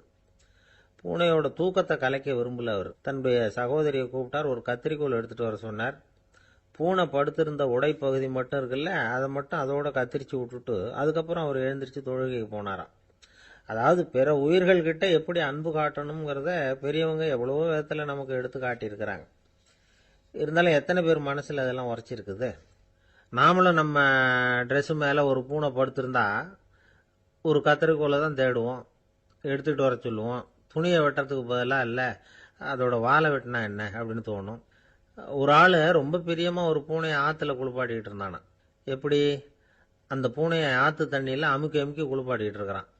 அந்த வழியாக போன பெரியவர் ஒருத்தர் இதை பார்த்தார். இதை பார்ப்பா, பூனையை அது மாதிரி ஆற்று தண்ணியில் அமுக்கி குளிப்பாட்டாத, மூச்சு திணறி செத்து போடும் அப்படின்னு அட்வைஸ் பண்ணார். நீ போய் அவன் வேலையை பார்த்துக்கிட்டு, எனக்கு எல்லாம் தெரியும்னா இவன். சரின்னு அவர் போயிட்டார். கொஞ்ச நேரம் கழித்து அவரே அந்த வழியாக திரும்பி வந்துக்கிட்டு இருந்தார். ஆற்றுல பூனையை குளிப்பாட்டிக்கிட்டு இருந்தவன் அழுதுகிட்டு உட்காந்துருக்கிறான். பக்கத்தில் அந்த பூனை செத்து கிடக்குது. இதை பார்த்தார் பெரியவர். நான் தான் அப்போவே சொன்னேனே அந்த பூனையை ஆற்றுல நினைக்காதேன்னு, அதை கேட்டிருந்தா இப்படி ஆயிருக்குமா அப்படின்னார். அந்த ஆள் கோபமாக இவரை முறைச்சி பார்த்தான். அட போய்யா, இந்த பூனை ஆற்றுல குளித்ததுனால ஒன்றும் செத்து போகல, குளித்ததுக்கு அப்புறம் அதோட உடம்பு ஈரமாக இருக்குதுன்னு அதை புழிஞ்சேன், அதனால தான் இப்படி ஆயிட்டுது அப்படின்னு நானாம். ஒருத்தரை பார்த்து உன்னுடைய நண்பர்கள் யார் அப்படின்னு ஒரு கேள்வி கேட்டு பாருங்க. கொஞ்சம் யோசிச்சு யோசிச்சு பதில் சொல்லுவாங்க. அவங்க கிட்டேயே உன்னுடைய எதிரிகள் யார் அப்படின்னு கேளுங்க, கடகடன்னு ஒப்பிச்சிருவாங்க. நம்ம மனசு இருக்க, அது எப்படின்னா நம்ம நண்பர்களை விட எதிரிகளை அது நல்லா ஞாபகத்தில் வச்சுக்கும். இது ஒரு ஆச்சரியமான உண்மை. உங்களால் நண்பர்களை மறந்துட முடியும், ஆனால் எதிரிகளை மறந்துட முடியாது. இது ஒரு வேடிக்கையான நிலைமை தான். அழகான தருணங்களை நாம் ஏன் மறந்துடுறோம்? இது இயற்கை. ஏன்னா நம்ம மனசு மலர்களை கவனிக்கிறது இல்லை, அதில் இருக்கிற முள்ளை தான் கவனிக்குது. தன்னை காயப்படுத்துகிற எதையும் அது உடனே கண்டுகொள்ளுது. ஒரு தெளிந்த சிந்தனை உடைய மனசு மிக அழகாக உள்ள எல்லாத்தையும் கவனிக்கும். அது நன்றியுடன் உணரக்கூடிய எல்லாத்தையும் பார்த்து குறிச்சிக்கும். இப்படிப்பட்டவங்க வாழ்க்கை இயல்பாகவே நல்லா அமையும். அது ரொம்ப அபூர்வம். மனசில் உள்ள ஒரு சிறிய அமைப்பை மாற்றுவதை பொறுத்து தான் இந்த விஷயம் அப்படிங்கிறார் ஓஷோ. ஒரு யூத கோவில் இருந்து தான், அது யூதர்களின் மடமாகவும் இருந்தது. அங்கே ஒரு தலைமை குரு, அவர் ரொம்ப கண்டிப்பானவர். அந்த கோவிலை ஒட்டி ஒரு தோட்டம். ஒரு நாள் காலையில் அந்த தோட்டத்தில் 2 இளம் யூதர்கள் நடந்து போய்கிட்டு இருக்கிறாங்க. காலையில் 1 மணி நேரம், மாலையில் 1 மணி நேரம் அவங்க அந்த தோட்டத்தில் நடக்கிறதுக்கு அனுமதி உண்டு. மற்ற நேரங்களில் அவங்க மத புத்தகங்களை படிக்கணும், பிற விதிமுறைகளை கடைபிடிக்கணும். அந்த 2 பேருமே தொடர்ந்து புகைப்பிடிக்கிற பழக்கம் உள்ளவங்க. ஆனால் கோவில் மடத்தில் இருக்கிறப்போ அவங்க புகைப்பிடிக்க முடியாது, அது கடுமையான குற்றம். சரி, நாம் தோட்டத்தில் இருக்கிறப்பவாவது புகைப்பிடிக்கலாமா அப்படின்னு ஒரு ஆசை அவங்க 2 பேருக்குமே. இருந்தாலும் பயம். இப்படி கேட்டால் மதகுரு என்ன சொல்லுவாரோ அல்லது என்ன செய்வாரோங்கிற பயம். இப்படியே கொஞ்ச நாள் ஆச்சு. ஒரு நாள் இந்த 2 பேரில் ஒருத்தன் ரொம்ப கலங்கி போய் அந்த கோவில்ல இருந்து வெளியில் வந்துக்கிட்டு இருந்தான். வந்தவன் நேராக தோட்டத்து பக்கம் போனான். அங்கே இன்னொருத்தன் ஆனந்தமாக புகை பிடிச்சிக்கிட்டு இருக்கிறான். அதை பார்த்துதான் இவனுக்கு அதிர்ச்சி. அட கடவுளே, என்ன இது, நீ கேட்காமலே ஆரம்பிச்சிட்டியா அப்படின்னா. இல்லை இல்லை, நான் கேட்டுவிட்டு தான் ஆரம்பிச்சிருக்கேன்னா அவன். அப்படியா, என்ன மனுஷன் இவர், நானும் தான் கேட்டேன், என்னை கண்ணாமுன்னான்னு திட்டிவிட்டார். இது என்ன கோவிலா இல்லை நரகமா? உனக்கு புகை பிடிக்கணும்னு ஆசையாக இருந்தால் நரகத்துக்கு போகணும்னு சொல்லிவிட்டார். அது சரி, உன்னை மட்டும் எப்படி அனுமதிச்சார் அப்படின்னு கேட்டான் இவன். அவன் சிரிச்சுக்கிட்டே, நீ எப்படி கேட்ட சொல்லு அப்படின்னா. நாம் இந்த தோட்டத்துக்கு வர அனுமதிக்கப்பட்டிருக்கிறதே ஜபத்துக்காகத்தானே, அதனால் நான் ஜபம் சொல்லும் பொழுது புகை பிடிக்கலாமா அப்படின்னு கேட்டேன். அதுக்கு தான் அவர் சத்தம் போட்டு என்னை அடிக்கவே வந்துட்டார் அப்படின்னா இவன். நீ ஒரு மாதிரியாக கேட்டிருக்க, நான் வேற மாதிரியாக கேட்டிருக்கிறேன். ஜெபம் சொல்லும்போது புகை பிடிக்கலாமான்னு நீ கேட்டிருக்க. ஐயா, புகை பிடிக்கும் பொழுது ஜபிக்கலாமா அப்படின்னு நான் கேட்டேன். அதில் தப்பு ஒன்றும் இல்லை அப்படின்னு பதில் சொல்லிட்டார் அப்படின்னா. ஒரு சிறிய மாற்றம்தான், அது மிகப்பெரிய மாறுதலை ஏற்படுத்தி விட்டது. மனசு நல்ல விதமாக சிந்திக்க ஆரம்பிச்சுட்டுதுன்னா மகிழ்ச்சிக்கு பஞ்சம் இல்லை. ஒரு கஞ்சன் ஆற்றுல விழுந்துட்டான். வெள்ளத்தில் தத்தளிச்சுக்கிட்டு இருக்கிறான். கரையில் நின்ன ஒருத்தர், உன் கையை கொண்டா இப்படி பிடிச்சி இழுத்து கரையில் சேர்த்து விடுறேன்னார். எதையும் கொடுத்து பழக்கம் இல்லாத அவன் கையையும் கொடுக்க மாட்டேன்னுட்டான். இவர் பார்த்தார். உன் கையை கொடுன்னு சொல்றதுக்கு பதிலாக நான் என் கையை கொடுக்குறேன் பிடிச்சிக்கோ அப்படின்னார். அவன் கப்புன்னு பிடிச்சிக்கிட்டான், இழுத்து கரையில் போட்டார். எனக்கு இது மட்டும்தான் சார் தெரியும், இதை தவிர வேற எதுவும் தெரியாது அப்படின்னு சொல்லிக்கிட்டே காலம் தள்ளுறவங்க ரொம்ப பேர். அவங்கெல்லாம் கஷ்டப்பட வேண்டியிருக்கும். ஒருத்தர் தன்னுடைய தொழிலில் ரொம்ப கெட்டிக்காரராக இருக்கலாம். அதுக்காக எப்பவும் அதே ஞாபகத்தில் இருந்துக்கிட்டு உலகியல் அறிவு இல்லாமல் இருந்துடக்கூடாது, அது ஆபத்து. இதுக்காக நம்ம தாத்தா பாட்டிலாம் ஒரு கதை சொல்லுவாங்களே, கேள்விப்பட்டிருக்கீங்களா? ஒரு சமயம் ஒரு 4 பேர் சேர்ந்து வெளியூருக்கு பிரயாணம் போனாங்களாம். அந்த 4 பேர் எப்படி தெரியுமா? ஒருத்தர் வேதாந்தி, இன்னொருத்தர் சங்கீத வித்வான், 3வது ஆள் வைத்தியர், 4வது ஆள் ஜோசியர். இவங்க 4 பேரும் நண்பர்கள். அதனால சேர்ந்து புறப்பட்டாங்க. வழியில் ஒரு ஊரில் தங்கினாங்க. இருட்டி போச்சு. அதனால் இன்னைக்கு ராத்திரி இங்கேயே தங்கி இருந்துட்டு நாளைக்கு புறப்படலாம் அப்படின்னு தீர்மானம் பண்ணாங்க. சாப்பாட்டுக்கு என்ன பண்ணுறது? அங்கேயே கடத்தெருவுக்கு போய் சாமான்லாம் வாங்கியாந்து சமைச்சு சாப்பிட்லாம்னு முடிவு பண்ணாங்க. 4 பேர் இருக்கிறதுனால ஆளுக்கு ஒரு காரியமாக செய்யலாம் அப்படின்னு வேலையை பிரிச்சுக்கிட்டாங்க. வைத்தியர் கரிகாய் வாங்க போனார், வேதாந்தி எண்ணெய் வாங்க போனார், ஜோசியர் பலசரக்கு வாங்க போனார், சங்கீத வித்வானுக்கு சமைக்கிற வேலை. எல்லாம் சரி, ஆனால் நடந்தது என்ன தெரியுமா? கடைத்தருவுக்கு காய்கறி வாங்க போனார்ல வைத்தியர், அங்கே போய் மார்க்கெட்டில் பார்த்தார். ஒவ்வொரு கறிகாயாக எடுத்து பார்த்தார். இது பித்தம், உடம்புக்கு ஒத்துக்காது, இது வாயு, உடம்பு ஒத்துக்காது அப்படின்னு ஒவ்வொன்றா தள்ளினார். கடைசியில் ஒன்றுமே தேரல, வெறுங்கையோட திரும்பி வந்துகிட்டு இருக்கிறார். எண்ணெய் வாங்க போனார வேதாந்தி, அவர் ஒரு தொன்னையில் எண்ணெயை வாங்கினார். பேசாமல் அதை எடுத்துகிட்டு வர வேண்டியது தானே, முடியல. அவருடைய வேதாந்த மூளை சிந்திக்க ஆரம்பிச்சுட்டுது. இந்த தொன்னைக்கு எண்ணெய் ஆதாரமா அல்லது எண்ணெய்க்கு தொன்னை ஆதாரமா அப்படிங்கிற ஆராய்ச்சியில் இறங்கினார். என்னாச்சு தெரியுமா? அப்படி கவுத்து பார்த்தார். வாங்கின எண்ணெய் பூராவையும் வழியில் கொட்டிவிட்டு வெறும் தொன்னையோடு சேர்ந்தார். பலசரக்கு வாங்க போனார் ஜோசியர், அவர் ஒரு வழியில் பார்த்தாரு. வழியில் வந்தவங்களெல்லாம் அங்கங்கே ஒரு மரத்தடியில் உட்கார வச்சு அவங்களுக்கெல்லாம் ஆர்வம் சொல்ல ஆரம்பிச்சிட்டார். அப்படி ஒவ்வொருத்தராக சொல்லி முடிச்சுட்டு கடத்தருக்கு போய் சேர்ந்தார். இவர் அங்கே போய் சேர்றதுக்குள்ளே ரொம்ப நேரம் ஆயிட்டுது. கடையெல்லாம் பூட்டிவிட்டு போயிட்டாங்க. என்ன செய்யறது? அவரும் வெறுங்கையோட திரும்பி சேர்ந்தார். சரி, இவங்க கதை தான் இப்படி ஆச்சு. அங்கே சமைக்கிறதுக்காக உட்காந்துருந்தார் சங்கீத வித்வான், அவரு கதை என்னாச்சு தெரியுமா? அங்கே அவர் அடுப்பை பற்ற வச்சு ஒலையை கொதிக்க வச்சார். அதாவது ஒரு பானையில் தண்ணியை ஊற்றி அடுப்பில் வச்சார். அது கொதிக்க ஆரம்பிச்சுது. தண்ணி கொதிக்கிற சத்தம் இருக்குதுல்ல, அது இவருக்கு தாளம் போடுறது மாதிரி இருந்தது. ஒரே குஷி, பாட ஆரம்பிச்சுட்டார். பாடிக்கிட்டே உற்சாகமா கையில் இருந்த கரண்டியால அந்த பானையில தட்டினார், தாளம் போடுறதா நினைச்சுக்கிட்டு. அவ்வளவுதான், பானை பட்டுன்னு உடஞ்சி போச்சு. தலையில கை வச்சுக்கிட்டு அவரும் உட்காந்துட்டார். எந்த தொழில் தெரிஞ்சாலும் சரி, அதை புத்திசாலித்தனமா பயன்படுத்த தெரியலன்னா ஆபத்து தான்.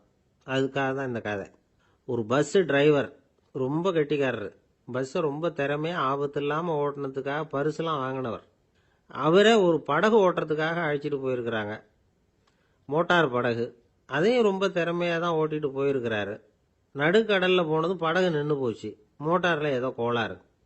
என்ன செய்யலாம் அப்படின்னு அந்த டிரைவரை கேட்டிருக்கிறாங்க படகுல இருந்தவங்க எல்லாம். அப்போ அவர் சொன்னாராம், கவலைப்படாதீங்க, ஒன்றும் பிரச்சனை இல்லை, எல்லாரும் கொஞ்சம் கீழே இறங்கி பின்னாடி தள்ளுங்க, மோட்டார் ஸ்டார்ட் ஆகிடும் அப்படின்னாராம். ஒரு காலத்தில் பிரஷ்யா அப்படின்னு ஒரு தேசம் இருந்தது.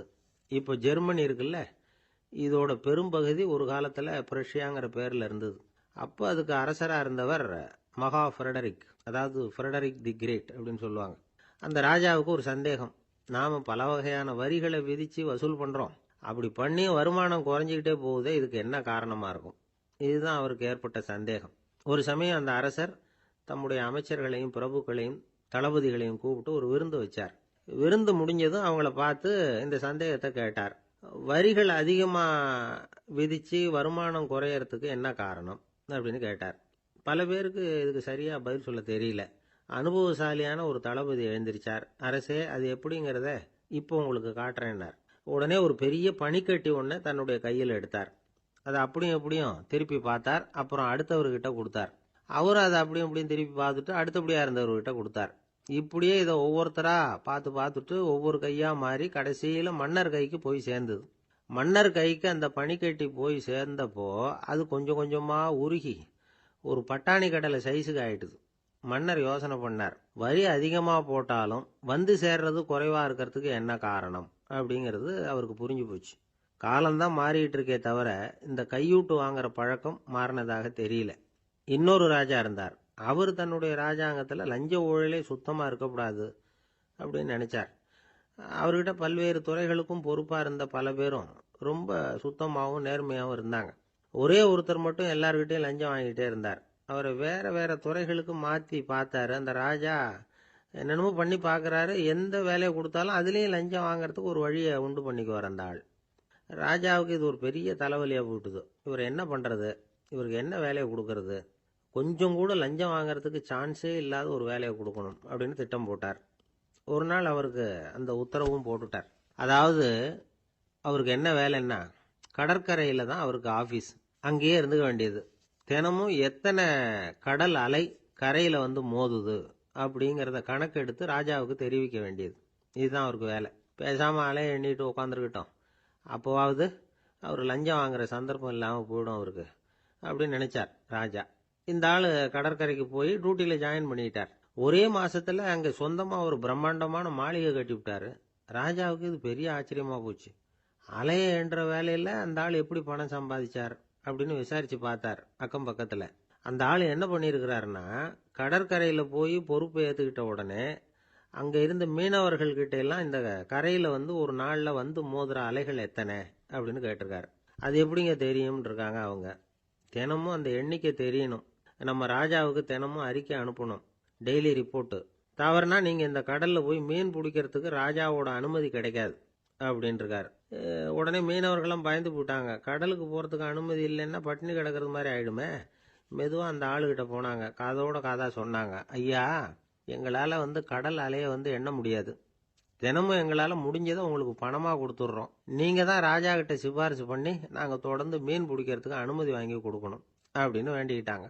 பணம் தினமும் வந்து சேர ஆரம்பிச்சுட்டுது. பதவியில் மற்ற பதவியோட இந்த பதவி எவ்வளவோ மேல் அப்படின்னு நினச்சிட்டோம் அந்த ஆள். அது மட்டும் இல்லை, தயவு பண்ணி என்னை இந்த இடத்த விட்டு மாற்றி விடாதீங்க சார் அப்படின்னு வேற கேட்க ஆரம்பிச்சுட்டானா. ஊரில் ஒரு சிற்பி இருந்தார். சிற்பின்னா அவர் ரொம்ப திறமை உள்ளவர். அதாவது எங்கேயாவது ஒரு கல் கிடந்தா போதும், அதை அப்படியே எடுத்துட்டு வருவார். கொஞ்ச நாள் கழிச்சு அவர் இடத்துக்கு போய் பார்த்தா அழகா ஒரு சிற்பம் உட்காந்துருக்கும். இந்த கல்லா கிடந்தது சிற்பமா மாறி இருக்கும். அந்த அளவுக்கு பண்ணிவிடுவார் அப்பேற்பட்ட சிற்பி. எப்படிங்க அவ்வளவு மோசமான ஒரு கல்லுல இருந்து இவ்வளவு அழகா ஒரு சிற்பத்தை உங்களால வடிக்க முடிஞ்சது அப்படின்னு கேட்டா, அது ஒன்றும் பெரிய விஷயம் இல்லைங்க. இந்த சிற்பம் ஏற்கனவே அந்த கல்லுக்குள்ள இருந்தது. இதை சுத்தி இருக்கிற வேண்டாத பகுதிகளை எல்லாம் உளியால கொத்தி எடுத்துவிட்டேன், அவ்வளவுதான் என் வேலை. உடனே உள்ள இருந்த இது வெளியில வந்துட்டுது அப்படிம்பார். அந்த அளவுக்கு திறமைசாலி. ஒரு சின்ன பாறை இல்லைன்னா கருங்கல்ல பார்த்துட்டாருன்னா போறோம், விடமாட்டார். அந்த கல்லோட அமைப்பை கவனிச்சு பார்த்துட்டு இதுக்குள்ள ஒரு வீரன் ஒளிஞ்சிருக்காம்பார். அவர் கண்ணுக்கு அதுக்கு தெரியும். இந்த கல்லுக்குள்ள ஒரு துறவி உட்கார்ந்துருக்காரும்பார். நமக்கெல்லாம் வெறும் கல்லாதான் தெரியும். இந்த கல்லுக்குள்ள ஒரு நடன மங்கை நடனம் ஆடிக்கிட்டு இருக்கா அப்படிம்பார். உடனே அந்த கல்லை கொண்டுகிட்டு வருவார். அவர் சொன்னது மாதிரியே உள்ள இருக்கிற அவங்களையெல்லாம் வெளியில கொண்டுட்டு வந்துருவார். அதாவது வேண்டாத பகுதிகளை எல்லாம் கொத்தி எடுத்துருவார். அவர் மொழியில சொல்ல போனா, இந்த சிற்பிக்கு ரொம்ப நாளா மனசுக்குள்ள ஒரு ஆசை. அதாவது உண்மை, தூய்மை, இதுக்கு உதாரணமா இருக்கக்கூடிய புத்தர் சிலைய வடிக்கணும் அப்படிங்கிறது அவரோட ஆசை. ஆனா அந்த ஆசை நிறைவேறாமலே இருந்துகிட்டு வந்தது. அதுக்கு என்ன காரணம்னா, அதுக்கு தகுந்த மாதிரி ஒரு கல்லு கிடைக்கல. கல்லு கிடைச்சா அதை செஞ்சிருவாரு. ரொம்ப காலமா அங்கங்க தேடி அலைஞ்சார். இந்த புத்தர் சிலை வடிக்கிறதுக்கு பொருத்தமா ஒரு கல்லு கிடைக்குமா அப்படின்னு சொல்லி கண்ணுல படுற கல்லையெல்லாம் உத்து உத்து பார்ப்பார். உள்ள புத்தர் இருக்காரான்னு கவனிப்பார். இருக்கிற மாதிரி எதுவும் தெரியல அவர் கண்ணுக்கு. சரி, இதுக்கு என்ன செய்யலாம்னு யோசனை பண்ணார். நேரா ஒரு புத்த மடாலயத்துக்கு போனார். அங்க இருக்கிற ஒரு புத்த துறவியை சந்திச்சார். அவர்கிட்ட விசாரிச்சார், சுவாமி, புத்தரின் தூய்மை ஒளிஞ்சிருக்கிற அந்த கல் எங்க கிடைக்கும் அப்படின்னார். அந்த கல் இருக்கிற இடம் எதுன்னு இன்னமும் உங்களுக்கு தெரியலையா அப்படின்னு கேட்டார் துறவி. இல்லைங்க, அதுக்காகத்தான் அலைஞ்சிக்கிட்டு இருக்கிறேன் அப்படின்னாரு இவரு.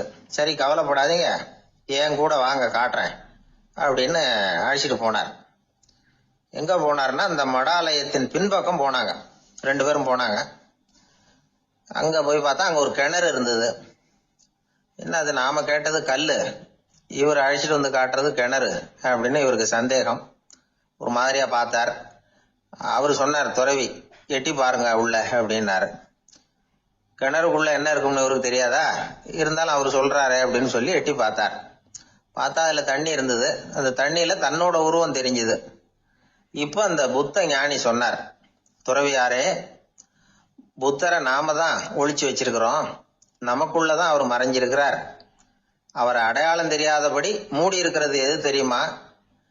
நம்ம கிட்ட இருக்கிற கோபம், போலித்தனம், பதட்டம், ஆசை, இதெல்லாம் தான்.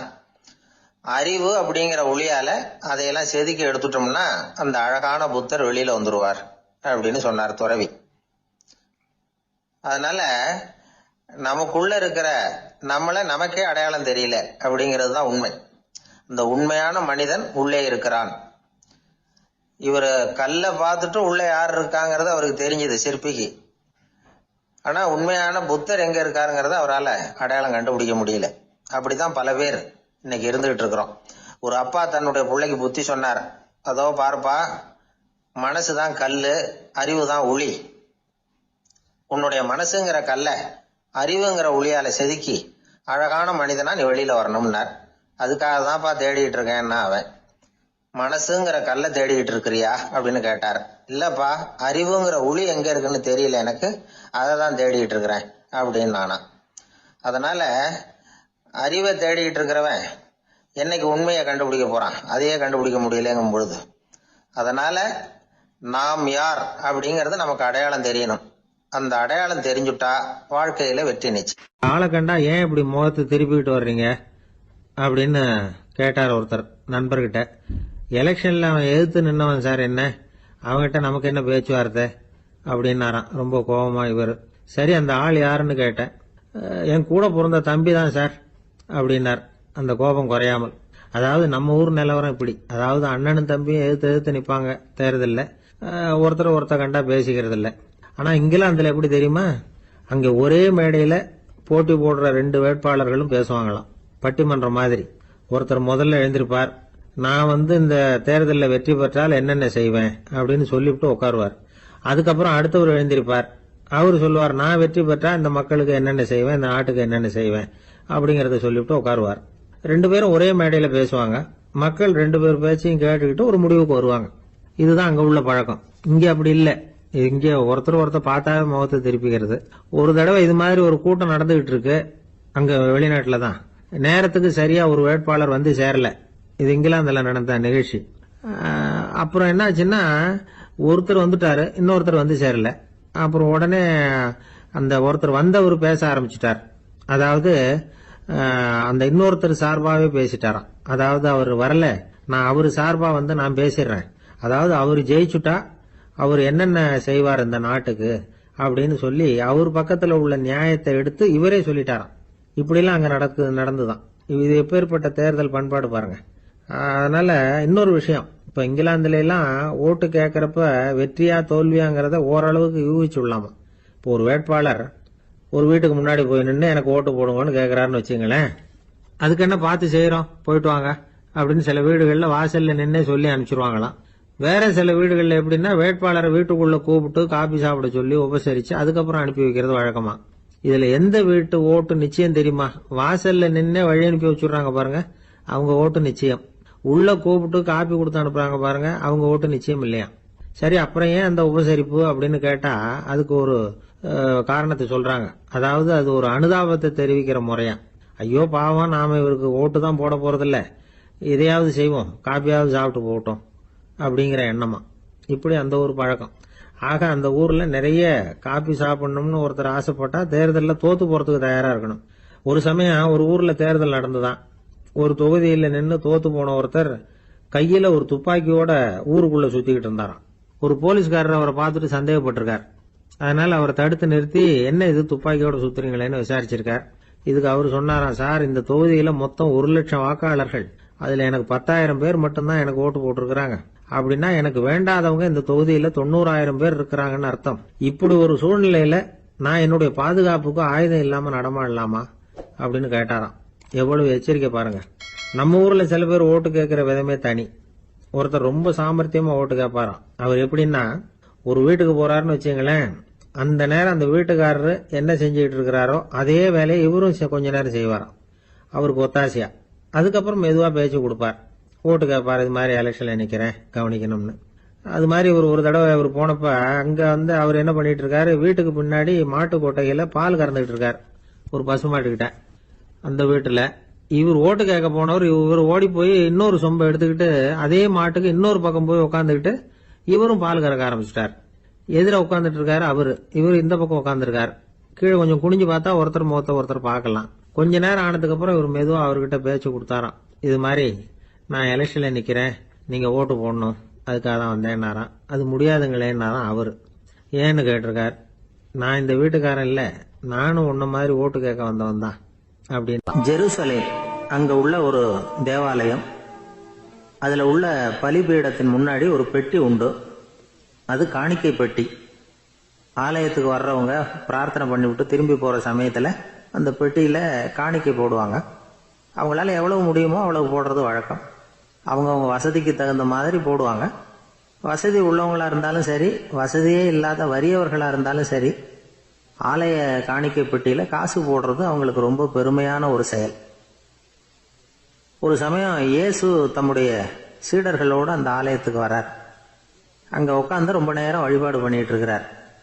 சீடர்களும் அந்த ஜபத்துல கலந்துகிட்டாங்க. வழிபாடு முடிஞ்சுது. இயேசு உட்கார்ந்துருக்கிறார். காணிக்கை பெட்டியில காசு போடுறவங்கள கவனிக்கிறார். சீடர்களும் அதையே கவனிச்சுக்கிட்டு இருக்கிறாங்க. ரொம்ப பேர் வரிசையா வந்தாங்க. அவங்களால முடிஞ்ச அளவுக்கு காசு போட்டுட்டு அவங்க பாட்டுக்கு போய்கிட்டு இருக்கிறாங்க. வசதியானவங்க நிறைய பேர் வந்தாங்க. அதுக்கு மத்தியில வயசான ஒரு அம்மா, அவங்களும் வந்து காசு போட்டுட்டு போறாங்க. இப்போ இயேசு தன்னுடைய சீடர்கள் பக்கம் திரும்பினார். ஒரு கேள்வி கேட்டார். இப்போ இந்த காணிக்கை பெட்டியில நிறைய பேர் வந்து காசு போட்டுட்டு போறத நீங்க கவனிச்சிங்க. இன்னைக்கு இந்த காணிக்கை பெட்டியில ரொம்பவும் அதிகமா காசு போட்டது யார் அப்படின்னு கேட்டார். முதல்ல வந்தார ஒரு பெரிய மனுஷன், அவர் தான் அதிகமா போட்டார் அப்படின்னாரு ஒருத்தர். மூணாவதா வந்தவர் தான் அதிகமா போட்டார், நான் கவனிச்சேன் அப்படின்னாரு இன்னொருத்தர். இப்படி ஆளுக்கு ஒரு விதமா சொல்றாங்க. கடைசியா இயேசு சொன்னாராம், இன்றைக்கு அந்த பெட்டியில அதிகமா காசு போட்டவங்க அந்த வயசான அம்மா தான் அப்படின்னாராம். சீடர்களுக்கு ஒன்றும் புரியல. அந்த அம்மா ரொம்ப ஏழையாச்சே, அவங்க எப்படி அதிகமா காணிக்கை செலுத்த முடியும் அப்படிங்கறது அவங்க சந்தேகம். இயேசு விளக்குனார். நிறைய பேர் வந்தாங்க, நிறையவே காசுகள் போட்டாங்க, அது உண்மைதான். ஆனால் அந்த அம்மா என்ன பண்ணாங்க கவனிச்சிங்களா? வந்தாங்க, தன்னுடைய காசு பையை திறந்தாங்க, அப்படியே கொட்டுனாங்க. அதில் இருந்தது 2 காசுகள் தான். அந்த 2 காசும் காணிக்கை பெட்டியில் விழுந்துட்டுது. மற்றவங்கள்லாம் தங்கள்கிட்ட இருந்த செல்வத்தின் ஒரு சிறு பகுதியை எடுத்து பெட்டியில் போட்டாங்க. ஆனால் இந்த அம்மா தன்கிட்ட என்ன இருந்ததோ அதை அப்படியே போட்டுட்டாங்க. தன்னுடைய பிழைப்புக்காக வச்சிருந்த அவ்வளவையும் இழக்கிறதுக்கு தயாராயிட்டாங்க. அவ்வளவு தாராள மனசு அவங்களுக்கு. அதனால் அவங்க செலுத்தின காணிக்கை தான் அளவில் அதிகம் அப்படின்னார். விலை மதிப்பில்லாத முத்து புதையல் ஒருத்தனுக்கு கிடைக்க போகுதுன்னு வச்சுக்கோங்க. அதன் மதிப்பை உணர்ந்தவன் என்ன பண்ணுவான்? அதை அடையறதுக்காக தன்கிட்ட இருக்கிற எதையும் கொடுக்கறதுக்கு தயாராக இருப்பான் இல்லையா? அது மாதிரி தான் இதுவும் அப்படின்னார். உலக மதிப்பீடுகளை துரும்பா தூசியா மதித்து அதையெல்லாம் உதறி விடுகிறவன் இறையருள் அப்படிங்கிற இணையில்லாத செல்வத்தை பெறுகிறான் அப்படிங்கிறது இதில் உள்ள கருத்து. இறைவனுக்காக இழப்பதுன்னா துன்பப்படுகிறவர்களுக்காக, ஏழைகளுக்காக, ஏதுமற்றவர்களுக்காக இழப்பது அப்படின்னு அர்த்தம். உங்கள் அயலானுக்கு நீங்கள் என்ன உதவி செய்தாலும் அதை எனக்கே செய்கிறீர்கள் அப்படின்னு இயேசு சொல்லியிருக்கிறார். அடுத்தவங்களுக்கு உதவணுங்கிற குணம் இன்னைக்கு ரொம்ப குறைஞ்சி போச்சு. ஒருத்தன் வாழைப்பழத்தோல் வழுக்கி கீழே விழுந்துட்டான். பக்கத்தில் இருந்த நண்பன் உடனே அவனை தூக்கிக்கிட்டு போய் ஆஸ்பத்திரியில் சேர்த்துட்டான். அதுக்கப்புறம் சொன்னான், நீ அந்த வாழைப்பழத்தோலில் காலை வைக்க போகிறத முன்னாடியே நான் கவனிச்சுட்டேன் அப்படின்னு நானா. அப்படின்னா அப்போவே நீ எனக்கு உதவி செஞ்சுருக்கலாமே அப்படின்னு நானா அவன். நான் டாக்டருக்கு உதவலாம்னு நினச்சிட்டேன் அப்படின்னா இவன். 14ஆம் பாட்டு. உங்கள் புழக்கடை தோட்டத்து வாவையுள் செங்கடு நீர் வாய் நெகிழ்ந்து ஆம்பல் வாய் கும்பினகான் செங்கல் பொடிக்கூரை வெண்பல் தவத்தவர் தங்கள் தெருக்கோயில் சங்கிடுவான் போதந்தார் எங்களை முன்னம் எழுப்புவான் வாய்பேசும் நங்காய் எழுந்திராய் நாணாதாய் நாவுடையாய் சங்கொடு சக்கரம் ஏந்தும் தடக்கையன் பங்கைய கண்ணானை பாடேலோர் எம்பாவாய். நேற்று முன்னதாக எழுந்து எங்களையெல்லாம் எழுப்புவதாக வாய்கிழியச் சொன்ன பெண்ணே, அதையெல்லாம் மறந்துவிட்டு உறங்குகிறாயே, உனக்கு வெட்கமாக இல்லையா? பேச்சு மட்டும் பிரமாதமாக இருக்கிறதே. உன் வீட்டு புழக்கடை தோட்டத்தில் உள்ள சிறுகுளத்தில் செங்கழுநீர் மலர்கள் பூக்கத் தொடங்கிவிட்டன. ஆம்பல் மலர்கள் வாய்மூடிக் கொள்கின்றன. செங்கற்பொடியாலே காவி நிறமாக்கப்பட்ட ஆடையுடன் தூய்மையான வெள்ள பற்களை கொண்ட துறவிகள் தங்கள் திருக்கோயில்களின் வழிபாட்டிற்காக செல்லுகிறார்கள். விடிந்து விட்டது என்பது இப்போதாவது உனக்கு தெரிகிறதா? சங்கையும் சக்கரத்தையும் ஏந்திய நீண்ட கரங்களை உடைய, தாமரை போன்ற கண்களுடைய திருமாலை பாடுவதற்கு எங்கள் குழுவில் நீயும் வந்து சேர்ந்து கொள் வா என்று அழைக்கிறார்கள். இதில் எழுப்பப்படுகிற பெண் 3 விடிகள் உடையவள். அவளை 3 வார்த்தைகளாலே அழைக்கிறார்கள். நங்காய், நாணாதாய், நாவுடையாய், எல்லாமே ஒரு மோனை. நங்காய் என்ற சொல்லுக்கு என்ன பொருள் என்றால் பூரணமானவள் என்று, முழுமையானவள் என்று பொருள். தமிழிலே நம்பி என்ற சொல் பூரணரை குறிக்கும். அதுபோல் நங்கை என்ற சொல் பூரணமான தன்மையுடைய பெண்ணை குறிக்கும். நீ நங்கை நல்லாள். உங்களை எழுப்புகிறேன் என்றதால் நாவுடையாய், நல்ல நீளமாக பேசுகிறாய். ஆனால் எழுப்பாமல் உறங்குவதால் நீ வெட்கங்கெட்டவள், நாணாதாய். நாவுடையாய், நல்ல பேச்சு மட்டும் பேச தெரிந்து வைத்திருக்கிறார். திருவள்ளுவர் சொல்கிறார், சொல்லுதல் யாருக்கும் எளிய அறியவாம் சொல்லிய வண்ணம் செயல். சொன்ன வண்ணம் செய்வது ரொம்ப கஷ்டம். நான் நாளைக்கு உங்களை வந்து எழுப்புகிறேன் என்று நேற்று சொன்னவள் இன்றைக்கு தூங்கி கொண்டிருக்கிறாள் என்றால் என்ன பொருள்? அதாவது மனிதர்கள் உயர வேண்டும் என்று நினைப்பார்கள், எண்ணம் அவர்களுக்கு தோன்றிவிடும், எல்லாரிடத்திலும் சொல்லிவிடுவார்கள், நிறைவேற்றுவதற்கு கஷ்டப்படுவார்கள். இந்த தமஸ் என்கிற தமோ குணம் இருப்பதாலே மனிதர்கள் முன்னேற முடியாமல் கஷ்டப்படுகிறார்கள். எல்லார்ட்டையும் சொல்லுவார்கள், ஆனால் அவர்கள் பின்பற்ற முடியாதபடி அவர்களுக்கு ஆகிவிடும். இப்படி சொன்ன உடனே அந்த பெண் உள்ளே இருக்கிறவள் பொழுது விடிந்தது என்பதற்கு என்ன அடையாளம் என்று கேட்பாள் அல்லவா? இவர்கள் கொஞ்சம் கோபமாக பேசுகிறார்கள். போ, உன் வீட்டு தோட்டத்தில் போய் பார். பேசுகிற போது தோழிகள் உங்கள் வீடு அப்படின்னு பிரித்தாலே கோபமாக இருக்கிறார்கள்னு பொருள். உங்கள் புழக்கடை தோட்டத்து வாவியுள், போய் பாரு உங்கள் வீட்டு தோட்டம், அதில் ஒரு குளம் இருக்குது, அந்த குளத்தில் போய் பாரு என்ன நடந்திருக்குன்னு தெரியும். நீங்கள் பழைய வாழ்க்கை இருக்குது பாருங்கள், வீடுலேயே ஒரு சின்ன குளம் இருக்கும். பின்பக்கம் போனால் பின்னால் அந்த தோட்ட வெளியில் ஒரு சின்ன குளம் இருக்கும், அதில் பூக்கள் பூத்து இருக்கும், மீன்கள் விளையாடி கொண்டு இருக்கும். இன்றைக்கும் கேரளாவில் அது மாதிரி சில வீடுகள் உண்டு, வெஸ்ட் பெங்காலில் அது மாதிரி சில வீடுகள் உண்டு. எதற்காக சொல்ல வரேன், இயற்கையோடு இயைந்த வாழ்வு நம்முடைய வாழ்வு. அந்த இயற்கை வளமிக்க வாழ்வையெல்லாம் இழந்துட்டோம். யாழ்ப்பாணத்தில் உண்டு, ஒவ்வொரு வீட்லையும் பெரிய கிணறு இருக்கும், தோட்டம் இருக்கும், தனி வீடாகத்தான் இருப்பாங்க. உங்கள் புழக்கடை தோட்டத்து வாவியுள், உங்கள் வீட்டு தோட்டத்தில் போய் பாரு. நான் என்ன ஊருக்கெல்லாம் உன்னை வெளிப்படையாக போய் பார்க்க சொல்லுகிறேன்னா, நீ உங்கள் வீட்டிலே போய் பாரு. செங்கழு நீர் வாய் நெகிழ்ந்து ஆம்பல் வாய் கும்பினக்கான். அப்படி குளத்தில் தண்ணீர் தேங்கி இருந்தால் அங்கே எல்லா செடி கொடிகளும் செழிப்பாக இருக்கும். தண்ணீர் விடுவதை விட ஒரு குளம் மாதிரி தண்ணீர் தேங்கி இருந்து அதை சுற்றி செடிகள் இருந்தால் நல்ல வளமாக இருக்கும். அதில் செங்கழு நீர் பூக்கள் இருக்கின்றனவே, அவையெல்லாம் வாய் நெகிழ்ந்து அவை மெல்ல அப்படி மலரத் தொடங்கி விட்டன. மலருதல், நெகிழ்தல், இழகுதல், தளருதல், இறங்குதல், எத்தனை அழகு இருக்குது. மலர் அப்படியே மெல்ல அப்படி நெகிழ்ந்து கொண்டே வரும். ஆம்பல் மலர் இருக்கிறது, அது என்னன்னா சூரிய உதயம் ஆன உடனே அப்படியே மெல்ல கூம்ப தொடங்கிவிடும். அது இருளிலே மலரும், பகலிலே மூடிக்கொள்ளும். செங்கழு நீர் வாய் நெகிழ்ந்து ஆம்பல் வாய் கும்பினகான். செங்கல் பொடி கூரை வெண்பல் தவத்தவர், அதாவது காவியுடை தரித்த துறவிகள். அவர்கள் துணியை எப்படி காவியாக்குவார்கள்னா, செம்மண் கட்டி இருக்கு இல்லையா, செங்கல் நல்ல கல் மாதிரி, அந்த செம்மண் கட்டி எடுத்து பொடிச்சு அதை தண்ணீரில் கரைத்து அதில் வெள்ளை துணியை முக்கி தான் காவியாக அதை மாற்றுவார்கள். கூரைனா துணின்னு அர்த்தம். பொடியினால் தயாரிக்கப்பட்டது செங்கல் பொடி, சிவந்த செம்மண் கட்டி பொடியினாலே காவி. பழைய காலத்துலேயும் பொங்கலுக்கு முன்பு எல்லார் வீட்லேயும் காவியும் வெள்ளையும் அடிப்பது என்பது ஒரு வழக்கம் உண்டு. காவி மண் அதை சுற்றி வீட்டில் அடித்து வைப்பார்கள். அப்படிப்பட்ட செங்கல் பொடி கூரை வெண்பல் தவத்தவர். இதில் என்ன ஒரு குறிப்பு இருக்குன்னா, அந்த துறவிகளுக்கு பல்லு விளவிலேன்னு இருக்குன்னு. எதுக்காக இதை சொல்லணும்?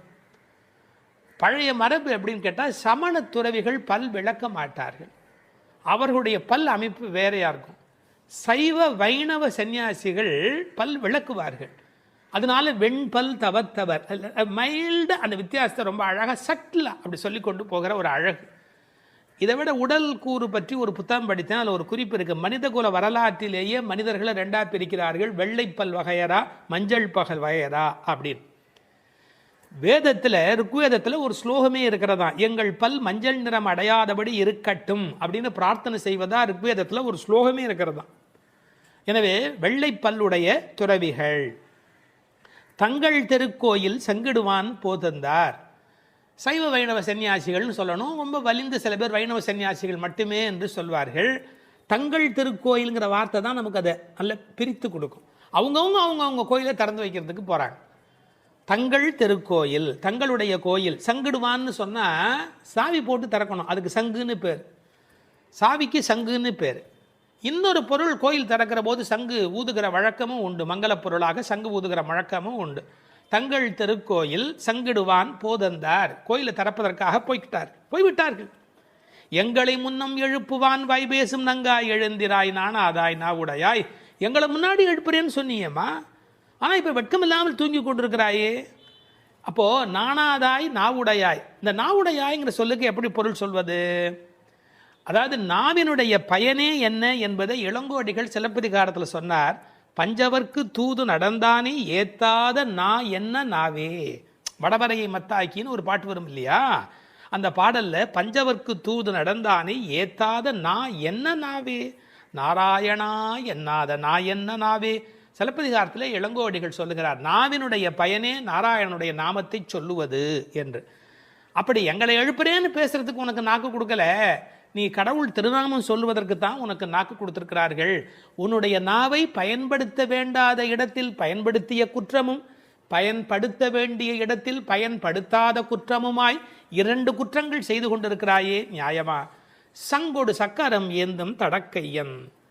நம்ம எப்படிப்பட்ட சங்கு கையில் ஏந்தி இருக்கிறான், அதெல்லாம் ஆழ்வார்கள் அனுபவித்திருக்கிறார்கள். சிலப்பதிகாரத்திலேருந்தே சொல்லுகிறானே, பகைவன் சங்காழியும் பால்வெண் சக்கரமும் தகைபெரு தாமரை கையில் ஏந்தி அப்படின்னு சங்கு சக்கரம் கையில் வைத்து கொண்டிருக்கிறான் ஸ்ரீமன் நாராயணன்.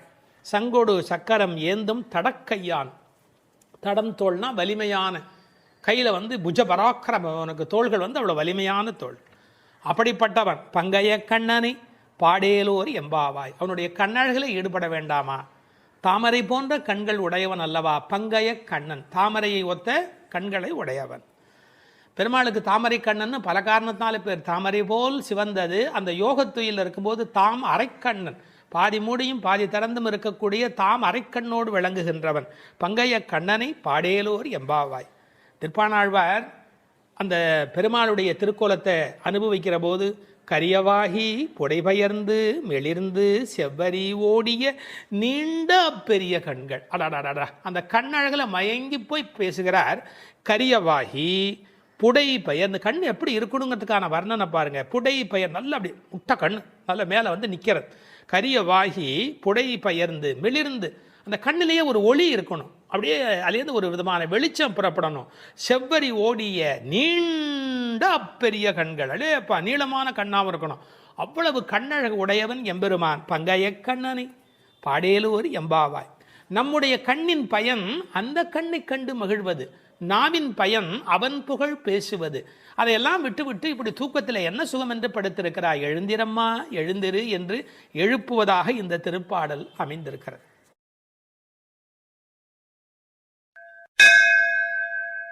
பதினைந்தாவது பாடல். முதல் 5 பாடல் பாயிரமாகவும், அடுத்த 10 பாடல்கள் உறங்குவோரை எழுப்புவதாகவும், அந்த உறங்குவோரை எழுப்புவதாக பாடுவதே 10 ஆழ்வார்களை குறிப்பதாகவும் வைணவத்தில் உரை சொல்வது மரபு. இந்த 15வது பாடலில் இளங்கிளியை எழுந்து வா என்று அழைக்கிறாள். எல்லே இளங்கிளியே இன்னம் உறங்குதியோ. இது உரையாடல் பாவத்தில் அமைந்திருக்கிற ஒரு பாடல். எல்லே இளங்கிளியே இன்னம் உறங்குதியோ, சில்லென்று அழையேன் மின்னங்கமீர் போதருகின்றேன். வல்லை உன் கட்டுரைகள் பண்டே உன் வாயறிதும், வல்லீர்கள் நீங்களே நானேதான் ஆயிடுக. ஒல்லை நீ போதாய் உனக்கென்ன வேறுடையை, எல்லோரும் போந்தாரோ போந்தார் போந்து எண்ணிக்கொள்.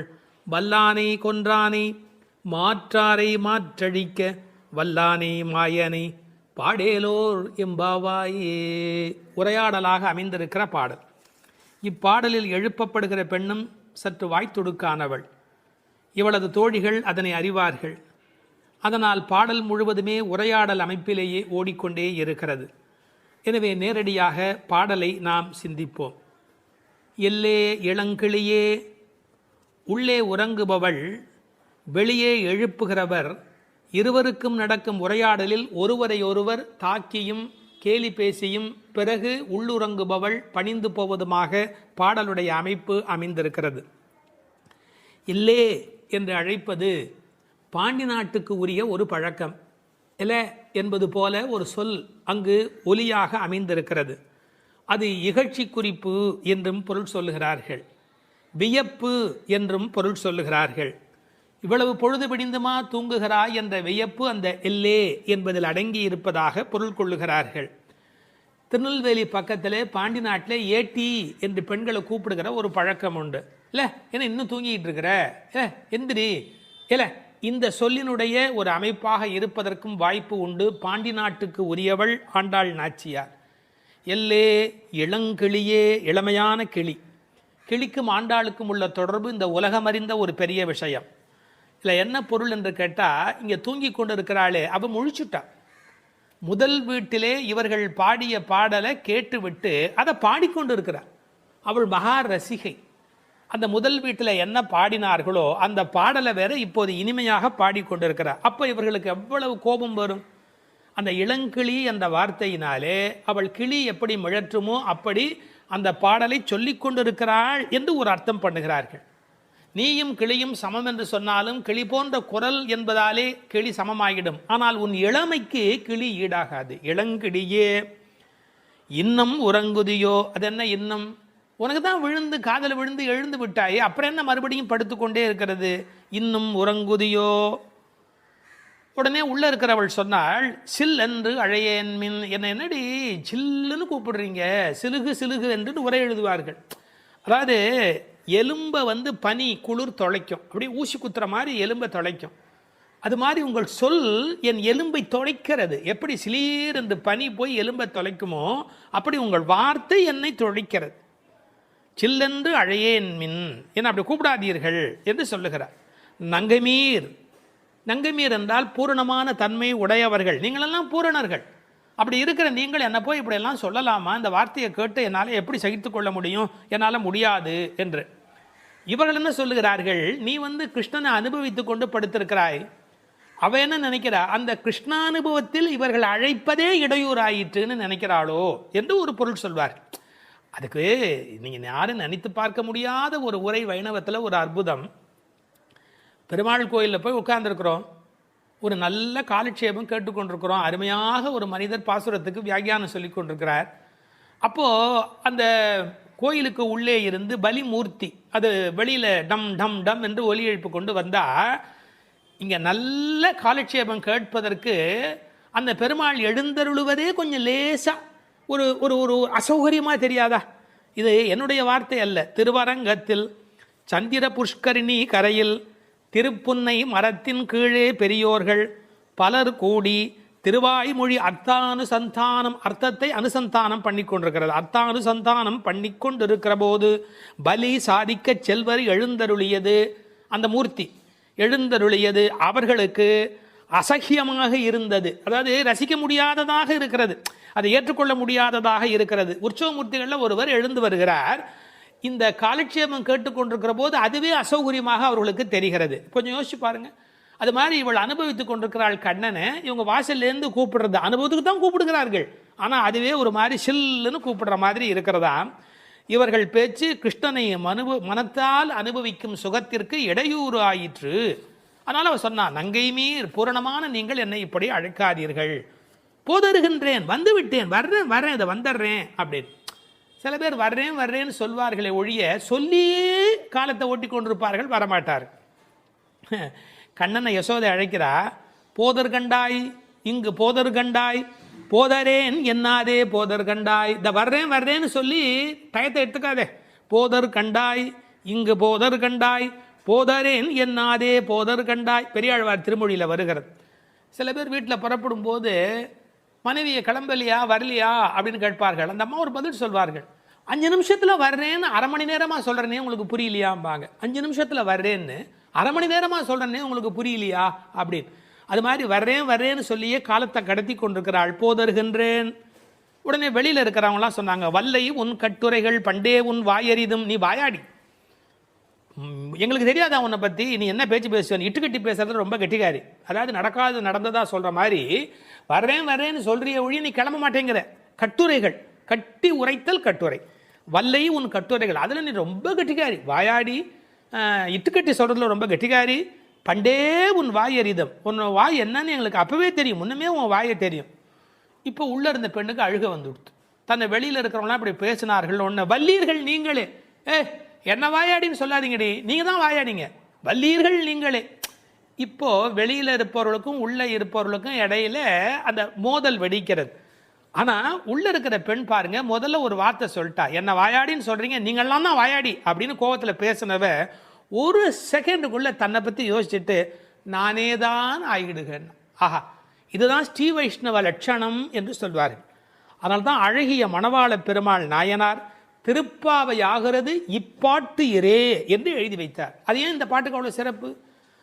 ஸ்ரீ வைஷ்ணவர்கள் தவறு இன்னொருவருடையதாக இருந்தாலும் கூட பண்பு நலன் கருதி அது என் தப்பாவே இருந்துட்டு போட்டோம் அப்படின்னு பரதாழ்வானை போல ஒப்புக்கொள்ளுகிற பண்பு இருக்கணுமா. வல்லீர்கள் நீங்களே, நீங்க தான் வாயாடின்னு வெளியில் இருக்கிறவங்கள பார்த்து சொன்னவ, நானே தான் ஆயிடுக, நான் தான் அந்த வாயாடியா இருந்துட்டு போறேன், என்ன விடுங்கடி, நானே தான் ஆயிடுக அப்படின்னு. இதை எப்படி அனுபவிப்பார்கள்? இதை விளக்குவதற்காகவே ஆண்டாள் உரையாடல் பாணியிலே இந்த பாடலை எழுதுகிறார். ஏன் இதை வெறுமனை நீதி போதனை மாதிரி பாகவதர்கள் அடங்கி இருக்க வேண்டும்னு சொல்லக்கூடாதா அப்படின்னா, இந்த உரையாடல் இருக்கிற போது அதில் கிடைக்கக்கூடிய அந்த ஒரு சுகம் இருக்கு இல்லையா, ஏன் அனுஷ்டான ரூபமாக அது கிடைக்கும், உபதேச ரூபமாக இல்லாமல், யாரோ அறிவுரை சொல்லுகிற உபதேசமாக இல்லாமல் பின்பற்றுதல் என்கிற அனுஷ்டான ரூபமாக கிடைப்பதற்காக உரையாடல் பாணியில் இதை ஆண்டாள் நாச்சியார் கொண்டு போகிறாள். சரி, இப்போ அடுத்த கேள்வி கேட்டார்கள், வெளியில் நிற்கிறவங்கலாம் அப்போ பக்தியோட ஆமாமா நாங்கள் தான் வாயாடின்னு ஒத்துக்கக்கூடாதா? அப்போ ஒத்துக்கிட்ட பிறகாவது மன்னிப்பு கேட்கக்கூடாதா? அப்போ வெளியில் இருக்கிறவங்களுக்கெல்லாம் ஸ்ரீ வைஷ்ணவ லட்சணம் இருக்க வேண்டாமா? அப்படி வியாக்கியானத்தில் ஒரு வரி எழுதினார்கள், உலகத்தில் உத்தம அதிகாரிகள் பல பேர் கிடைப்பது அரிது, 1-2 பேர் தான் கிடைப்பாங்க. சரி, தவறை ஒத்துக்கிறதுலேயே எத்தனை வகை? முதல் விஷயம், செய்த தவறை ஒப்புக்கொள்ள மறுப்பார்கள். இது முதல் வகை. 2, சிரமப்பட்டு ஒப்புக்கொள்வார்கள். ரொம்ப கஷ்டப்பட்டு இது தப்புங்கிறத ஒத்துக்கொள்வார்கள். 3, முதல்ல சொன்னதுக்கெல்லாம் பிறகு மறுக்காமல் அதை ஒப்புக்கொண்டு விடுவார்கள். அப்புறம் இதெல்லாம் தப்பு செஞ்சவங்க ஒத்துக்கிறது, தப்பே செய்யவில்லை அவங்க ஒத்துக்கிறது கஷ்டப்படுவாங்களா இல்லையா? நான் தான் செய்யலையே, நான் ஏன் ஒத்துக்கணும் அப்படின்னு கேட்பாங்க இல்லையா? செய்யாத ஒன்றை ஒப்புக்கொள்வது என்பது மிக மிக மிக உயர்ந்த ஒரு பெரிய உயர்ந்த நிலை. இதை இந்த பெண் ஏற்றுக்கொள்கிறாள். நானே தான் ஆயிடுக அப்படின்னு. இதுக்கு வியாக்கியானம் பண்ணும்போது சொல்வார்கள், இப்போது ஒரு உபன்யாசம் ஆரம்பிக்கிற ஒருவர் ரொம்ப பணிவாக அடியேன் அறிவு குறைந்தவன்னு சொல்லி பணிவாக ஆரம்பிப்பார். கீழேந்து ஒருத்தர் எழுந்துச்சு, ஆமாம் சுவாமி உமக்கு அறிவு கம்மின்னு மட்டும் சொல்லி பார்க்கட்டுமே, கேட்கிறவருடைய கோபம் எங்கே போய் நிற்கும்? அதாவது உபதேச அளவில் இருக்கக்கூடாது, அனுஷ்டான ரூபத்தில் இருக்க வேண்டும் என்பதற்கு உள்ள இருக்கிற பெண் அடையாளம். அதனால் இந்த பாடல் தான் ஸ்ரீ வைஷ்ணவ லட்சணம் என்று எழுதுவார்கள். அப்புறம் உடனே வாசலில் இருக்கிறவங்க ஆரம்பிச்சாங்க, ஒல்லை நீ போதாய் உனக்கென்ன வேறுடை. இப்போ மறுபடியும் சீன்றாங்க. அவள் பணிஞ்சு போனதுக்கு அப்புறமும் உள்ள இருக்கிறவள் பணிந்த பிறகும் கூட, என்ன வெறும் வாய்ப்பேச்சா, வா வெளியில வா, உனக்கென்ன வேறுடைய, நீ என்ன தனியாக அனுபவிக்கிறியா அப்படின்னு. எதுக்காக மறுபடியும் சீன்றாங்க? அவள் தான் பணிஞ்சு போயிட்டாளே அப்படின்னு. இவன் நிஜமாவே பணிஞ்சுட்டாளா இல்லையா அப்படிங்கிறத பார்க்கறதுக்காக அவன் நிஜமாவே பணிஞ்சுட்டான். அதில் தோற்று போகிறா பாருங்க. ஒரு வார்த்தை எழுதுவார்கள், தோற்றவர்கள் வென்றார்கள் என்று பொருள். சாரி அப்படின்னு சொல்றது உதட்டிலேருந்து வரக்கூடாது, உள்ளத்திலேருந்து வரணும். அப்படி ஒல்லை நீ போதாய் உனக்கென்ன வேறுடைமை என்று கேட்டபோது கூட என்ன கேட்டா, எல்லாரும் வந்தாரோ, எல்லாரும் போந்தாரோ, எல்லாரும் வந்துட்டாங்களா அப்படி. ஏன் எல்லாருமா சேர்ந்து போகிற சம்பந்தம் ரொம்ப முக்கியம். இதுக்கு ஒரு உதாரணம் எழுதுவார்கள். கூரத்தாழ்வான் ஸ்ரீரங்கத்துக்கு போகிறார். பார்வை இழந்ததுக்கு பிறகு அங்கே வாசலில் இருக்கிறவன் சொல்கிறான், ராமானுஜரோடு சம்பந்தப்பட்டவர்கள் உள்ளே போக முடியாது, நீர் போகக்கூடாது அப்படின்னு. அப்போ இன்னொரு காவலன் சொன்னான்னா, நீர் நல்லவர், விரோதிகள் இல்லாதவர், பரவாயில்ல, நீர் போய் பெருமாளை தரிசனம் பண்ணும் அப்படின்னு. அப்போ கூரத்தாழ்வான் ஒரு வார்த்தை சொல்கிறார். என்ன சொல்கிறார்? ஆச்சாரிய சம்பந்தம் மறுத்து கொண்டு பகவத் சம்பந்தமா நமக்கு வேண்டாம். என்னுடைய ஆச்சாரியனுடைய சம்பந்தத்தை விட்டுட்டு போய் நான் பகவத் சம்பந்தம் கொண்டாடணுமா? வேண்டியதில்லை அப்படின்னு. இந்த உரையை எடுத்துக்கொண்டு எல்லோரும் போந்தாரா, எல்லாரும் வந்துட்டாங்களா, யாரும் விட்டு போலையே. உண்மையான ரிலிஜன் எங்க இருக்கு தெரியுமா? எல்லாரும் நல்லா இருக்கணும் அப்படிங்கிற கருத்தில் சமயத்தின் உண்மை லட்சணத்தை வெளிப்படுத்தினார்கள். வல்லானை கொன்றானை, வல் பிளஸ் ஆனை, மிக கொடூரமாக வந்த குவாலய பீடம் என்ற யானையை கொன்றவனை, மாற்றாரை மாற்றழிக்க வல்லானை, எதிரிகளுடைய எதிரித்தன்மையை அழிப்பவனை அல்லது எதிரிகளையே அழிப்பவனை, மாற்றாரை, மாற்றார்னா எதிரிகள், மாற்றழிக்க வல்லானை. வல்லானைன்னா இது ஆண்பால். முதல் வல் பிளஸ் ஆனை, அது யானையை குறிப்பது. மாயனை பாடேலோர் எம்பாவாய், மாயத்தில் வல்லவனை பாடுவோம் என்று இந்த பாடல் நிறைவு பெறுகிறது. 16ஆம் பாட்டு நாயகனை எழுப்பும் நடுநாயகமான பாட்டு. நாயகனாய் நின்ற நந்தகோபனுடைய கோயில் காப்பானே, கொடித்தோன்றும் தோரண வாயில் காப்பானே, மணிக்கதவம் தாழ்த்திரவாய், ஆயர் சிறுமியரோமுக்கு அரை பறை மாயன் மணிவண்ணன் நென்னரே வாய் நேர்ந்தான், தூயோமாய் வந்தோம் துயில் எழப்பாடுவான், வாயால் முன்னம் முன்னம் மாற்றாதே அம்மா நீ, நேய நிலைக்கதவம் நீக்கேலோர் எம்பாவாய். ஆயர்பாடியின் தலைவனாய் விளங்குகின்ற நந்தகோபரின் அரண்மனையை காவல் செய்கின்றவரே, கொடி பறக்கின்ற தோரண வாயிலை காத்து நிற்பவரே, அழகிய அரண்மனை கதவுகளை திறந்து எங்களை உள்ளே அனுமதிக்க வேண்டும். நாங்கள் ஆயர் சிறுமிகள், எங்களுக்கு நோன்புக்கு அங்கமான பறையை தருவதாக நேற்றே எங்கள் கண்ணன் வாக்களித்திருக்கிறார். அதனை பெறுவதற்கு என்றே தூய்மையாக அவனுக்கு பள்ளி எழுச்சி பாடுவதற்காக நாங்கள் வந்திருக்கிறோம். உன் வாயினால் மறுத்து சொல்லிவிடாதே. நிலையுடன் பொருந்தி இருக்கின்ற கதவை உன் கைகளால் திறந்து வழிபட வேண்டும். பொதுவாக முறையறிந்து செல்ல வேண்டும் என்பது விதி. பெரிய பதவியில் இருப்பவர்களை நெருங்க வேண்டுமென்றால் அவர்களது அணுக்கத் தொண்டர்களை முதலில் நெருங்கி அவர்கள் மூலம் நெருங்குவதே நல்லது என்கிற அபிப்பிராயத்தில் நாயகனாய் நின்ற நந்தகோபனுடைய கோயில் காப்பானே என்று அவனிடத்தில் வேண்டுகிறார்கள் இந்த பிள்ளைகள். பொதுவாக நாயகனாய் என்பது கண்ணனுக்கு மட்டுமே பொருந்துகிற பதம். என்றாலும் கண்ணனுடைய தகப்பனார் என்பதனாலே இவருக்கும் அந்த மரியாதை பொருந்திற்று. அந்த நந்தகோபனுடைய கோயில் காப்பானே என்று நேரடியாக நாம் போகலாம் என்றாலும், நந்தகோபனிடத்தில் கண்ணபெருமான் கோல்கீழ்கன்றாய் அடங்கி இருக்கின்றவன். அவனை அதட்டி ஆளுகிற பேறு பெற்றமையினாலே, உலகநாயகனை அடக்கி ஆளுகிற பேறு பெற்றமையினாலே இவனும் நாயகன். ராமாயணத்திலே சீத்தையோடு புஷ்பக விமானத்தில் ராமர் திரும்பி வருகிற காலத்தில் அயோத்தியை கைகாட்டி, இதோ என் தகப்பனாருடைய ராஜதானி என்று சொன்னதாக ஒரு வரலாறு உண்டு. தன்னுடைய நாடு என்பதை காட்டிலும் தன்னுடைய தகப்பனாருடைய நாடு என்று சொல்வதிலே ராமபிரான் எப்படி உகக்கிறானோ, அப்படி கண்ணனும் தன்னுடைய தகப்பனாகிய நந்தகோபனை கொண்டாடினால் உகப்பான் என்பதற்காக நந்தகோபனை கொண்டாடுகிறார்கள். கோயிலுக்குள் போகிற போது கூட ஜெய விஜயர்கள், க்ஷேத்திர பாலர்கள் இவர்களையெல்லாம் வணங்கிவிட்டு செல்வதாகத்தான் மரபு. இந்த பாடலிலே ஒரு நுட்பத்தை கவனிக்க வேண்டும். நீராட நீராட என்று பெண்களை எழுப்பியவர்கள் நீராடுவதற்கு யமுனைக்கோ பொய்கைக்கோ போகவில்லை. நேராக நந்தகோபருடைய திருமாளிகைக்கு வந்திருக்கிறார்கள் என்று சொன்னால், இவர்கள் நந்தகோபருடைய திருமகனோடு நிகழ்த்துகிற அந்த சம்பாதம்தான் உண்மையான நீராட்டு. இப்போது கோயில் காப்பானே என்பதற்குரிய விளக்கத்தை பார்ப்போம். திருமாளிகையை காவல் செய்து கொண்டிருப்பவனே என்பது வெளிப்படையான பொருள். ஆனால் மரபு கருதி ததீயரை முன்னிட்டே பகவானை பற்ற வேண்டும் என்று அவன் காலில் விழுகிறார்கள் என்று சொல்வார்கள். அதாவது ஆண்டவனுக்கு உரிய அணுக்கத் தொண்டர்களை நாம் மதித்தால் மட்டுமே ஆண்டவன் பிரீத்தி அடைகிறான். எனவே அவனுடைய காலிலும் விழுவதற்கு அவர்கள் தயாராக இருக்கிறார்கள். அவனுடைய மாளிகையிலே தோரண கொடி நாட்டப்பட்டிருக்கிறது, அடையாளம். அது எந்நேரத்தில் வந்தாலும் இது நந்தகோபன் திருமாளிகை என்று தெரிவதற்கு ஏற்ப தோரணமும் கொடிவாயிலும் அங்கே துலங்குகிறது. கொடி தோன்றும் வாயில் காப்பானே. கோயில் காப்பான் என்பவன் வெளிப்புறத்தினுடைய திருமாளிகையின் காவலில் இருக்கிறவன். அடுத்த மதில் வாசலில் காவலுக்கு இருக்கிறவன் வாயில் காப்பான். அவனிடத்திலும் இவர்கள் வேண்டுகிறார்கள். இதை ஒரு கற்பனையான உரையாடலாக உரை சொல்லுகிறவர்கள் பேசுவது வழக்கம். நாங்கள் காவல்காரர்கள், எங்கள் கண்ணனுக்கு யாராலே என்ன நலிவு வரும் என்று தெரியாது, அதனால் யாரையும் அனுமதிக்க முடியாது என்று அவர்கள் தயக்கம், பயம், அகாலம் காரணமாக துயில் எழுப்பவும் கூடாது என்ற எண்ணத்தினாலே அவர்கள் மறுப்பதற்கு வாய்ப்பு உண்டு. இதற்கெல்லாம் பதில் சொல்வது போல இந்த பெண்கள் பேசுவது போல உரையாடலாக உரை காண்பது என்பது வழக்கம். விஸ்வாமித்திரர் ராமனை எழுப்பவில்லையா? கௌசல்யா சுப்ரஜா ராமபூர்வா சந்தியா பிரவர்த்ததே என்று திருப்பள்ளி எழுச்சி சுப்பிரபாதம் பாடவில்லையா?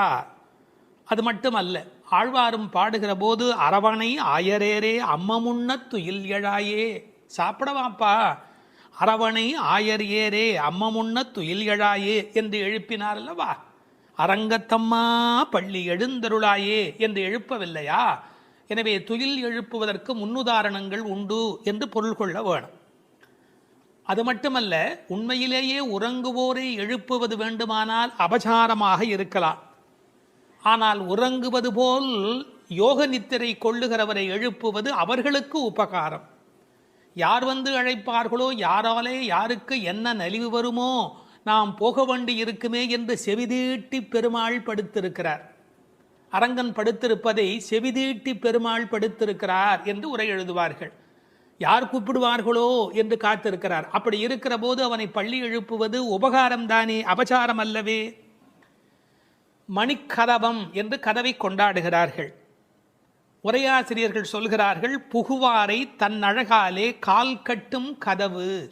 அந்த கதவை தாண்டி போகிறவர்கள் ஒரு வினாடி அதை பார்த்து ரசிக்காமல் போகவே முடியாது. மாடியிலே ரொம்ப தூரம் ஏறி போகிற இடத்திலே பெரிய கண்ணாடி வைத்திருப்பார்கள். மாடிப்படிகள் ஏறுகிற இடத்துல யாரா இருந்தாலும் நின்று ஒரு வினாடி தன் உருவத்தை பார்த்து விட்டுத்தான் போவார்கள். இது மனித உலகியல். அதுபோல் ஒரு வினாடி நிறுத்தக்கூடிய வலிமையுடைய அந்த கண்ணாடியைப் போல இந்த கண்ணாடி கதவு, அதை பார்த்தால் ஒரு வினாடி நின்று கால்கட்டும் கதவு. இந்த பெண்கள் என்ன சொல்லுகிறார்கள்? ஆயர் சிறுமியோரோமுக்கு, அதாவது வாசல் காப்பவன் சொல்லறாம், எவ்வளவு பேராலே கண்ணனுக்கு ஆபத்து தெரியுமா, அதனால் நாங்கள் காவல் காத்து கொண்டிருக்கிறோம். ராமனுக்கு சூர்பனகினாலே ஆபத்து வந்தது, கிருஷ்ணனுக்கு பூதனையினாலே ஆபத்து வந்தது. இந்த பெண்கள் சொல்லுகிறார்களாம், நாங்கள் என்ன சூர்பனகையா, பூதனையா, ஆயர் சிறுமி, வெரி இன்னசென்ட் கேர்ள்ஸ், எந்த விதமான சூதுவாதம் தெரியாத ஆயர்குல பெண்கள், நாங்கள் சிறுமியர். இதில் ஒரு பெரிய ஆச்சரியம், இந்த பெண்கள் ஏன் ஒருவரை ஒருவர் எழுப்பிக் கொண்டு இப்போது வந்தார்கள் என்பதை நாம் புரிந்து கொள்ள வேண்டும். உரையாடுவதற்கு தயக்கமும் மயக்கமும் மிக்கவர்கள் கூட கூட்டமாக வந்து விட்டால் துணிவும் வீரமும் தானாகவே தோன்றிவிடும். அது மட்டுமல்ல, இன்றும் உலகியலில் தனி மனிதர்களை காவலர்கள் அலட்சியமாக கையாளுவது என்பது பழக்கம். ஆனால் கூட்டமாக வருகிறார்கள் என்றால் காவலர்கள் அடங்கி போய் விடுவார்களே ஒழிய அலட்சியமாக கையாள மாட்டார்கள். எனவே இந்த சிறுமியர்கள் ஒரு கூட்டமாக வந்திருக்கிறோம் என்பதை ஆயர் சிறுமியோருமுக்கு என்று அவர்கள் விளக்குகிறார்கள். நாங்கள் ஒரு பெரிய கூட்டம், ஞாபகம் இருக்கட்டும். அரை பறை, விளையாட்டாக அடிக்கின்ற அந்த பறை என்ற தோல் கருவி. மாயன் மணிவண்ணன், மாயையிலே வல்லவன், மிகச்சிறந்த வியக்கத்தக்க காரியங்களை செய்கின்ற வல்லமையுடையவன். மணிவண்ணன், ரத்தினம் போலே மாணிக்கக்கல் போலே ஒளி வீசுகிறவன், நீலமேக சியாமள வண்ணன். அந்த அற்புதமான மாயன் மணிவண்ணன் நென்னலே வாய் நேர்ந்தார். அந்த ஏகாரம் ரொம்ப வலிமையானது, நேத்திக்கே சொல்லிட்டான்ப்பா, அதை முன்னரே பண்ணி கொடுத்த சத்யபிரமாத், ஆல்ரெடி ப்ராமிஸ்ட். நென்னலே வாய் நேர்ந்தார். அவன் சொன்னான், சொன்ன சொல்லை அவன் காப்பாற்றுவதற்கு நீ துணை நிற்க வேண்டாமா? தூயோமாய் வந்தோம் துயில் எழப்பாடுவான். என்ன தூய்மையாக வந்ததுகள்? இந்த பெண்கள் குளிக்கலே, அப்புறம் எப்படி தூய்மை என்று சொல்ல முடியும்? வெளியிலே இருக்கிற அழுக்கை விட உள்ளே இருக்கிற அழுக்கு இல்லாமல் இருப்பதுதான் தூய்மை. திருவள்ளுவர் எழுதுகிறார், புறம் தூய்மை நீரால் அமையும், ஆனால் அகம் தூய்மை வாய்மையால் காணப்படும் என்று எழுதினார். எனவே புறத் தூய்மை என்பது கூட முக்கியம் அல்ல, அகத்தூய்மை என்பதுதான் முக்கியம். இவர்கள் உள்ளத்தில் தூய்மை உடையவர்கள். எனவே தூயோமாய் வந்தோம், துயில் எழப்பாடுவான். இந்த இடம்தான் மிக முக்கியம். கண்ணனை துயில் எழுப்புவதற்காக நாங்கள் இங்கே வந்திருக்கிறோம் என்று அவர்கள் சொல்கிறார்கள். கடவுள் எங்கேயோ இருக்கிறாரா? அவரை எழுப்புவதற்கு நமக்குள்ளே தான் இருக்கிறார். ஆனால் பல பேர் தனக்குள்ளே இருக்கிற கடவுளை எழுப்பாததால் தான் பாவத்தில் சிக்கிக் கொள்கிறார்கள். எனவே கடவுளை எழுப்புதல் என்பது வெளியில் நடக்கிற காரியம் அல்ல, உள்ளே கடவுளை எழுப்புவது என்பது விழிப்புணர்வு பெற்ற பெருநிலைக்கு விளக்கமாக அமைகிறது. இப்போது வாயில் காப்பவனை பார்த்து சொல்லுகிறார்கள், அப்பா நீ அபசகனமாக ஏதாவது சொல்லிவிடாதே, வாயால் முன்னம் முன்னம் மாற்றாதே, முதலில் அபசகனமாக மறுத்து விடாதே. அவர்களது பரபரப்பு, விரைவு, பதற்றம் எல்லாமே இந்த வரியில் வெளிப்படுகிறது.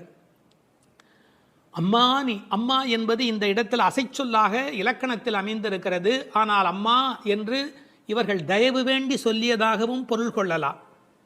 சரி சரி திறந்து கொண்டு போங்கள் என்ற இரக்கத்தோடு அவன் சொல்ல, கதவு இறுக்கமாக இருக்கிறது, உன்னை விட இறுக்கமாக இருக்கிறது என்று அடுத்த வரியிலே சொல்லப் போகிறார்கள்.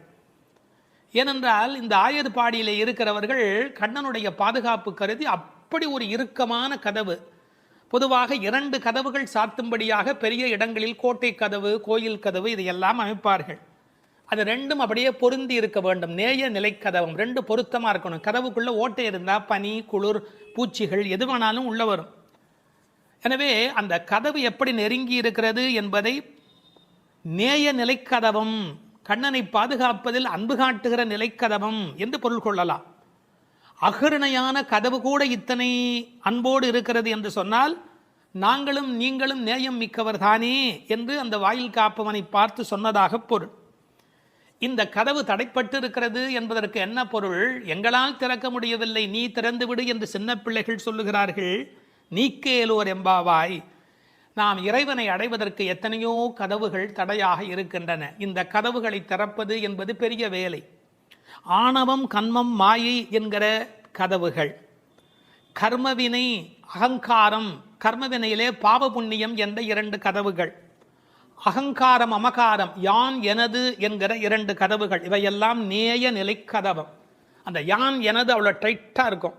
கர்மவினையில் பாவ புண்ணியம் அவ்வளோ டைட்டாக இருக்கும். நம்ம இறைவனை போய் சேருவதற்கு இவையெல்லாம் தடை. எனவே நேய நிலைக்கதவம் நீக்கேலோர் எம்பாவாய், இந்த இரண்டையும் எங்களுக்கு நீக்கு. கீதையிலே துவந்த நிலை என்று பேசுவான் பகவான். அதாவது ராகத்வேஷத்தோடு கூடிய நிலை பகவானை அடைவதற்கு இடையூறாக இருக்கிறது. எனவே அந்த இரண்டும் அப்படி இறுகி கிடக்கிறது. அந்த நேய நிலைக்கதவம் நீக்கு என்று வேண்டுவதாக இந்த பாசுரம் நிறைவு பெறுகிறது.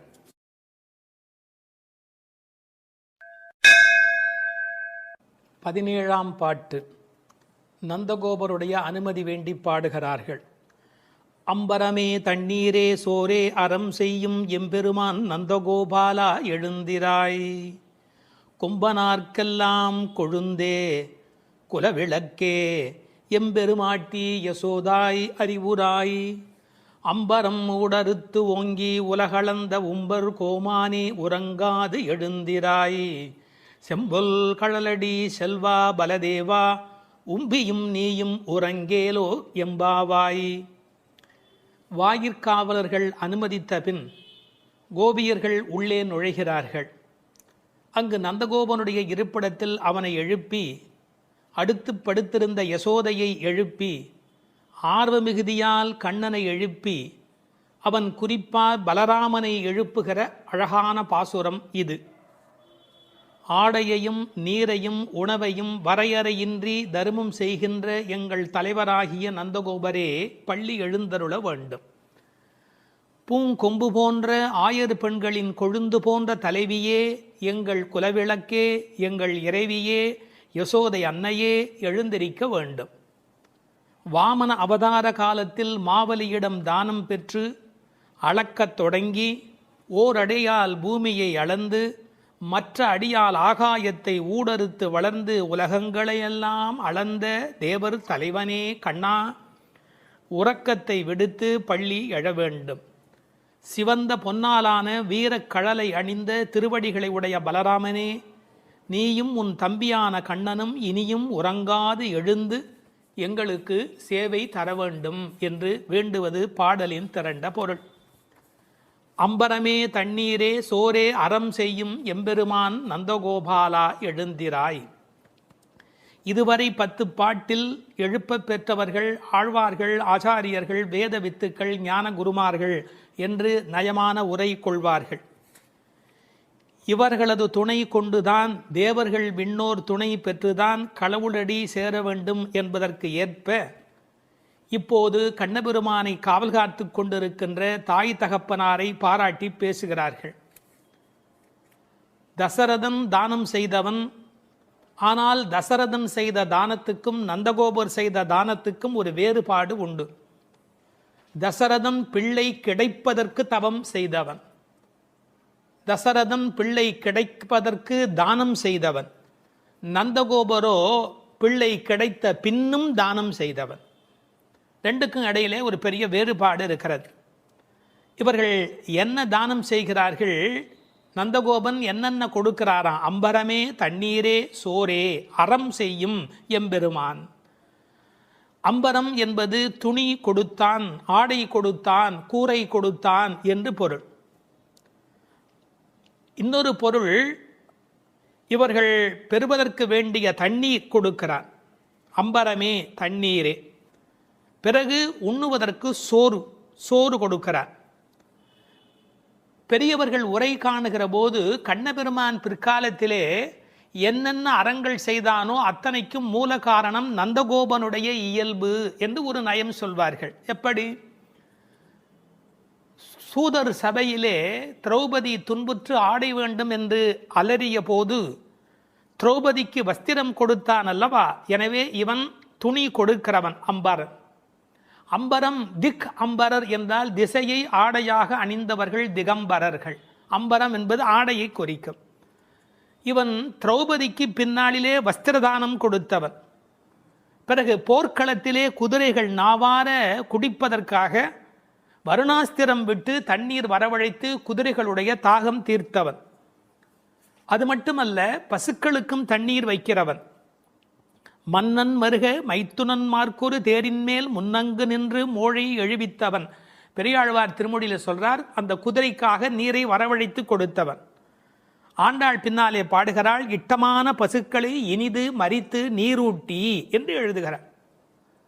இவன் உணவு கொடுக்கிறவன் என்பதற்கு அடையாளம் மகரிஷியின் பத்தினிகள் கொடுத்த உணவை தன்னோடு பக்கத்தில் இருந்த 1000 பேருக்கும் உணவளித்து உணவு கொடுப்பதில் மகிழ்ச்சி அடைகிறவன் கண்ணபெருமான். ஒரு தகப்பனைப் போலே பிள்ளை வளர்கிறான் என்பதற்கேற்ப நந்தகோபன் தானம் செய்கிறவன், அவன் மகனும் தானம் செய்கிறவன். அப்பா குணம் பிள்ளைக்கு. இந்த குழந்தைகள் பேச்சிலே சோறு தண்ணீர் என்பதெல்லாமே கண்ணன் தான். உண்ணும் சோறு பருகும் நீர் தின்னும் வெற்றிலை எல்லாம் கண்ணன் என்கிற அனுபவத்தில் இருக்கிறவர்கள். அவன் தானம் கொடுப்பது எதற்காக? ஏதோ ஒரு புண்ணிய பலனை கருதியா என்று கேட்டால் இல்லை இல்லை, அறத்திற்காகவே அறம் செய்கின்றான். அதான் அறம் செய்யும். திருவள்ளுவர் எழுதுகிறார், மேல் உலகம் இல் எனிலும் ஈதலே நன்று. சொர்க்கலோகம் கிடைக்கும் தானம் பண்றதை விட சொர்க்கலோகம்னு ஒன்று இல்லைனாலும் தானம் பண்ணுவது உத்தமம் என்று எழுதி காட்டுகிறார் திருவள்ளுவர். எனவே அறத்தை அறத்திற்காக செய்கிறார்கள், வேறொன்று பெறுவோம் என்பதற்கல்ல. ஏன்னா பெற வேண்டிய பேராகிய கண்ணனை பெற்றுவிட்டார். பிறகு யசோதையை எழுப்புகிறார்கள், கொம்பனார்க்கெல்லாம் கொழுந்தே. இந்த உலகத்தில் பெண்கள் யாரெல்லாம் பெருமை பெற்றார்களோ அந்த எல்லா பெண்களுக்கும் மேலான கொழுந்தாக விளங்குகின்றவள். ஆயர் குலத்திலே எந்த பெண்ணுக்கு வாட்டம் வருமென்றாலும் இவள் வாடிப்போவதாலே இவள் கொழுந்து. ஆயர் குலத்து பெண்களெல்லாம் கொடியானால் இவள் கொழுந்து. எம்பெருமாட்டி யசோதாய் அறிவுராய் என்று சொன்னவர்கள் குலவிளக்கே என்று விழித்தார்கள். கொம்பன்னார்க்கு எல்லாம் என்பதை உரை சொல்லுகிற போது ராமருடைய தாயார், அவர்களை விடவும் இவள் மேலே புண்ணியம் செய்தவள். தேவகி என்ற கண்ணனை பெற்றெடுத்தாளே, அவளை விடவும் இவள் புண்ணியம் செய்தவள். இந்த உலகத்திலே பெற்றெடுத்த பெண்கள் யாரெல்லாம் உண்டோ அத்தனை பேரையும் விட பெறாத பெருமை பெற்றவள். அவளே பேசுகிறாள், ஞாலத்து புத்திரனை பெற்றார் நங்கைமீர் நானே மற்றொருவர் இல்லை. இந்த உலகத்தில் யாரும் பெறாத பேறு பெற்றவள் யசோதை என்பதை இந்த இடத்திலே குறித்து கொள்ள வேண்டும். அதனால்தான் தேவகி சொல்லுகிற போது சொல்கிறாள், திருவிலேன் ஒன்றும் பெற்றிலேன் எல்லாம் தேவனங்கை யசோதை பெற்றாளே, இந்த பேரெல்லாம் அவள் பெற்றாளே என்று புலம்புகிறாள். எனவே நந்தகோபரை எப்படி அழைத்தார்கள்? எம்பெருமான் என்று அழைத்தார்கள். எனவே இவளை எம்பெருமாட்டி என்று அழைத்தார்கள். ஒரு வேடிக்கை சொல்லுகிறேன். சிரமப்பட்டு பல பேர் படித்து எம்பிபிஎஸ் பட்டம் பெற்று டாக்டர் என்ற பட்டம் வாங்குவார்கள். முறைப்பெண் என்ற முறையிலே பள்ளிக்கூடத்தை மிதிக்காத ஒரு பெண்ணை திருமணம் செய்து கொண்டு துணைவியாக்கி கொள்வார்கள். ஒரு வேடிக்கை சொல்வார்கள், டாக்டர் வருகிறார் என்று சொல்லுகிறவர்கள் அவருடைய மனைவி வருகிற போது டாக்டர் அம்மா வருகிறார் என்று பேசுவார்கள். அந்த அம்மா டாக்டர் அம்மா அல்ல, டாக்டருடைய மனைவி. எனவே டாக்டர் அம்மா ஆகிவிடுகிறாள். நந்தகோபன் எம்பெருமான், எனவே இவள் எம்பெருமாட்டி, எல்லோருக்கும் மேலானவள். அது மட்டுமல்ல, கண்ணனை கண்களில் வைத்து வளர்த்தமையினால் இவள் உண்மையிலேயே பெருமாட்டி. ஒரு அம்மாவுக்கு அப்படி என்ன ஏற்றம் என்று பல பேர் யோசிப்பார்கள். மந்திரங்கள் போலே என்று எழுதினார்கள். மந்திரங்கள் எப்படி தங்கள் கர்ப்பத்தில் பகவானை சுமக்கின்றனவோ, ஒவ்வொரு மந்திரத்துக்குள்ளும் கர்ப்பமாக யார் இருக்கிறான்? பகவான் இருக்கிறார். மந்திரங்களுக்குள்ளே அவற்றின் கர்ப்பத்தில் எப்படி பகவான் தங்கி இருக்கிறானோ, அப்படி மாதாவின் கர்ப்பத்தில் பிள்ளைகள் தங்கி இருக்கிற காரணத்தினாலே மந்திரங்களைப் போல மாதா மகிமையுடையவள் என்று எழுதி வைத்தார்கள். அது மட்டுமல்ல, மந்திரங்கள் இறைவனை பிடித்து வைத்திருப்பது போல கண்ணனை தன்னுடைய பிடியிலேயே வைத்திருக்கிறவள். ஆகையினாலே இவள் ஏற்றம் மிக்கவள். குலவிளக்கு, குலத்துக்கே விளக்காக விளங்குகிறவள். ஆயர் குலத்து அணிவிளக்கை வளர்த்தமையினாலே இவள் குலத்திற்கே குலவிளக்காக விளங்குகின்றவள். அம்பரம் ஊடறுத்து ஓங்கி உலகளந்த உம்பரு கோமானே. இப்போது அம்பரம் என்பது ஆகாயத்தை குறிக்கும். ஓங்கி உலகளந்த உம்பரு கோமான் என்ன செய்கிறார்? பாதங்களை மேலே கொண்டு போகிறார். வாமன அவதாரத்திலிருந்து திருவிக்கிரம அவதாரம் எடுக்கிறார். அப்போது அவருடைய பாதங்கள் நீண்டு கொண்டே போகின்றன. ஒன்மதியில் புனல் உருவி ஒரு கால் நிற்ப ஒரு காலும் காமருசீர் அவுணன் எண்மதியும் கடந்து அண்டமீது போகி இருவிசும்பின் ஊடு போய் மேலைத்தெழுந்து தன்மதியும் கதிரவனும் தவிர ஓடி தாரகை இடை புறம் தடவி அப்பால் மிக்கு மண் முழுதும் அகப்பட்டு நின்ற எந்தை மலர் புனையும் திருவடியே. இந்த அண்ட சராசரமெல்லாம் இணைந்து நிலவு சூரியன் அத்தனையும் கடந்து நட்சத்திரங்களை எல்லாம் தாண்டி கொண்டு போகிற அந்த அற்புதத்தை திருநெடுந்தாண்டகத்திலே பாடி காட்டுகிறார் ஆழ்வார் பெருமகனார். அப்படிப்பட்ட வாமன அவதாரத்தை பல இடங்களில் ஆண்டாள் கொண்டாடி இருக்கிறார். உம்பியும் நீயும் உறங்கேலோர் எம்பாவாய். ஒரு குடும்பத்துக்கு ஒருத்தர் வந்தால் இவர் கால்பட்ட நேரம் விளங்கிற்று என்று மருமகளை கொண்டாடுவார்கள். அதுபோல் பலதேவன் வந்த யோகம், அதன் காரணமாக கண்ணபெருமான் அங்கு வந்து சேர்கிறார். எனவே அவருடைய கால் நலத்தை கொண்டாடுகிறார்கள். உம்பியும் நீயும் உறங்கேல் ஓர் எம்பாவாய் என்று நந்தகோபனுடைய, யசோதையினுடைய, கண்ணபிரானுடைய, பலராமனுடைய சிறப்புகளை இந்த பாடலில் பேசுகிறார்கள். தத்துவார்த்தமாக சொல்லுகிறவர்கள் நந்தகோபர் என்பது ஆச்சாரியனையும், யசோதை என்பது திருமந்திரத்தையும், கண்ணபிரான் என்பது திருமந்திரத்தின் அர்த்தத்தையும், பலராமன் என்பது மந்திரார்த்த சாரத்தையும் குறித்தது என்று கொண்டாடுவார்கள்.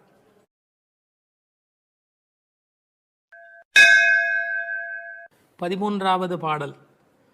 புள்ளின்வாய் கீண்டானே பொல்லா அரக்கனே கிள்ளிக் களைந்தானே, கீர்த்திமை பாடிப்போய் பிள்ளைகள் எல்லோரும் பாவை களம் புக்கார், வெள்ளி எழுந்து வியாழம் உறங்கிற்று புள்ளும் சிலம்பினகான், போதரிக் கண்ணினாய் குள்ளக் குளிரக் குடைந்து நீராடாதே பள்ளி கிடத்தியோ, பாவாய் நீ நன்னாளால் கள்ளம் தவிர்ந்து கலந்தேலோர் எம்பாவாய்.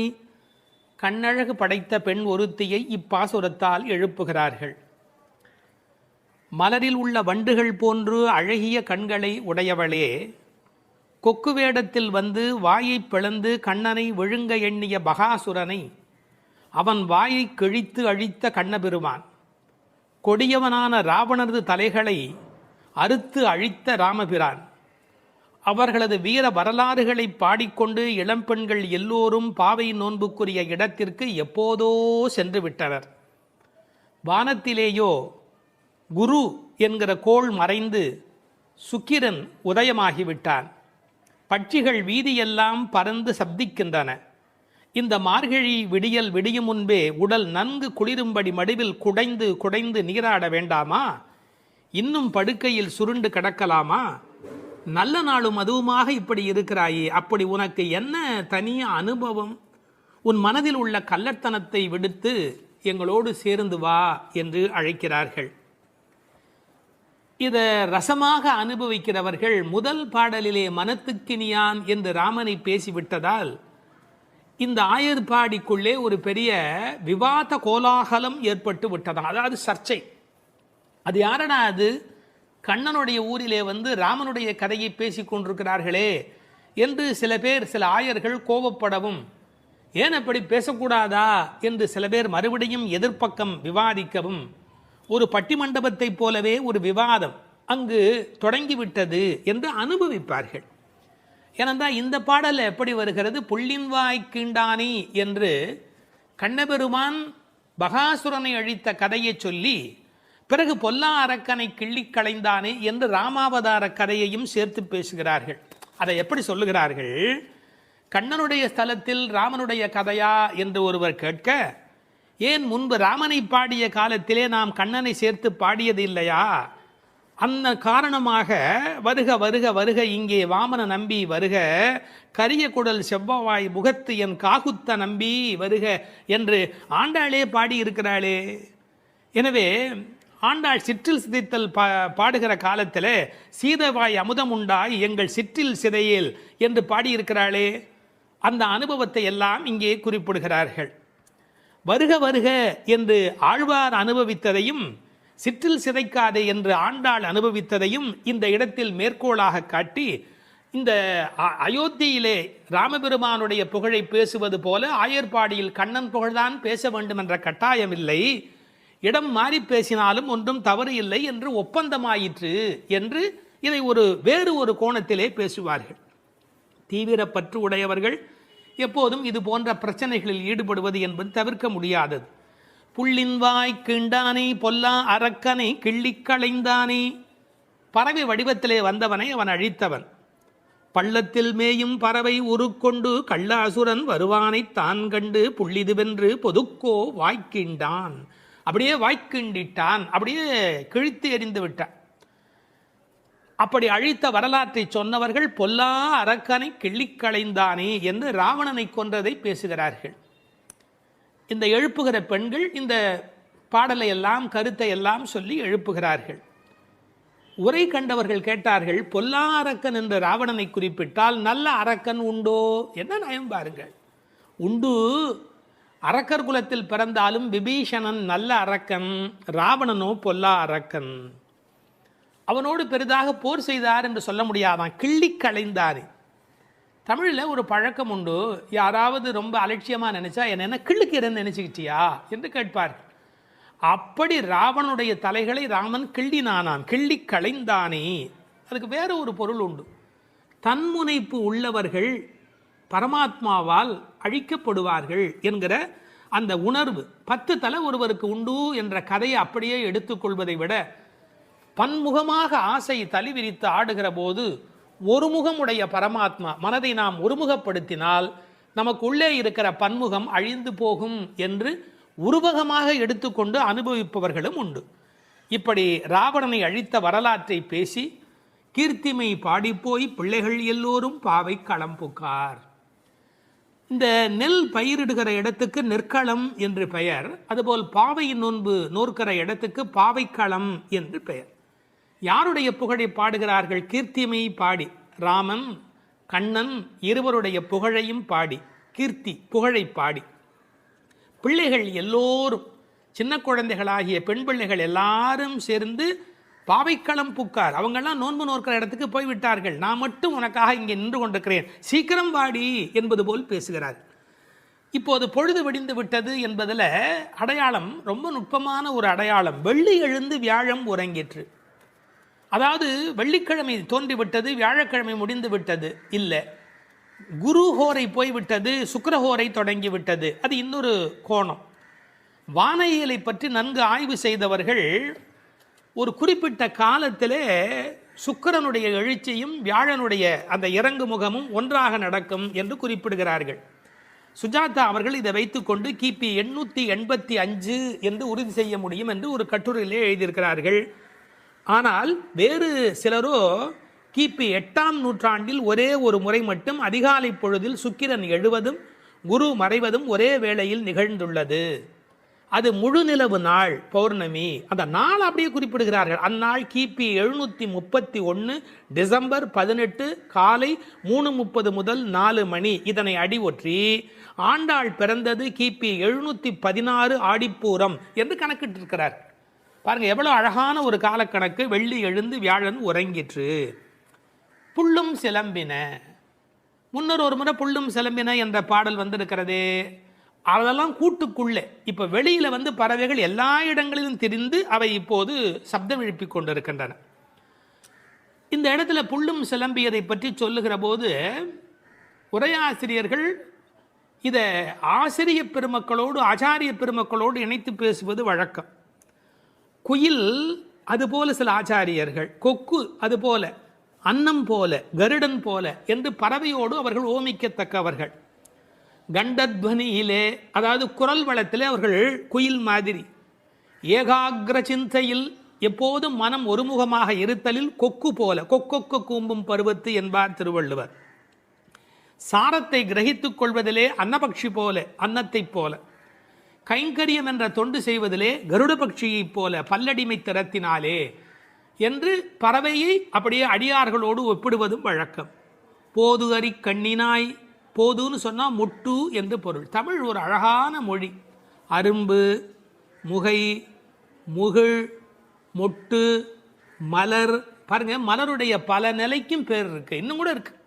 அதாவது வெளியில் புறப்படுவது அரும்பு, கொஞ்சம் மேலே வந்தால் அது முகை, கொஞ்சம் அது இதழ் திறக்க ஆரம்பித்தா அது முகிழ், அது நல்ல விரிந்து விட்டால் தான் அதுக்கு மலர் அப்படின்னு பேர். ரெண்டுக்கும் நடுவில் இருக்க போது போதுன்னு பேர். அந்த போது அது போன்ற கண்களை உடையவள். அதில் வண்டு உட்கார்ந்திருப்பதை போன்ற கண். ஐயா, வெள்ளையாக கண்ணில் ஒரு பகுதி இருக்குது, கருப்பாக ஒரு பகுதி இருக்குது. அது வெள்ளையாக இருக்கிற மலர், அதன் மேலே கருப்பாக இருக்கிற வண்டு உட்கார்ந்திருக்கிற தன்மையினை போதறி கண்ணினாய் என்ற ஓமையாக குறிப்பிட்டார்கள். குளிக்கிறது எப்படி குளிக்கணுமா? குள்ள குளிர குடைந்து நீர் ஆடு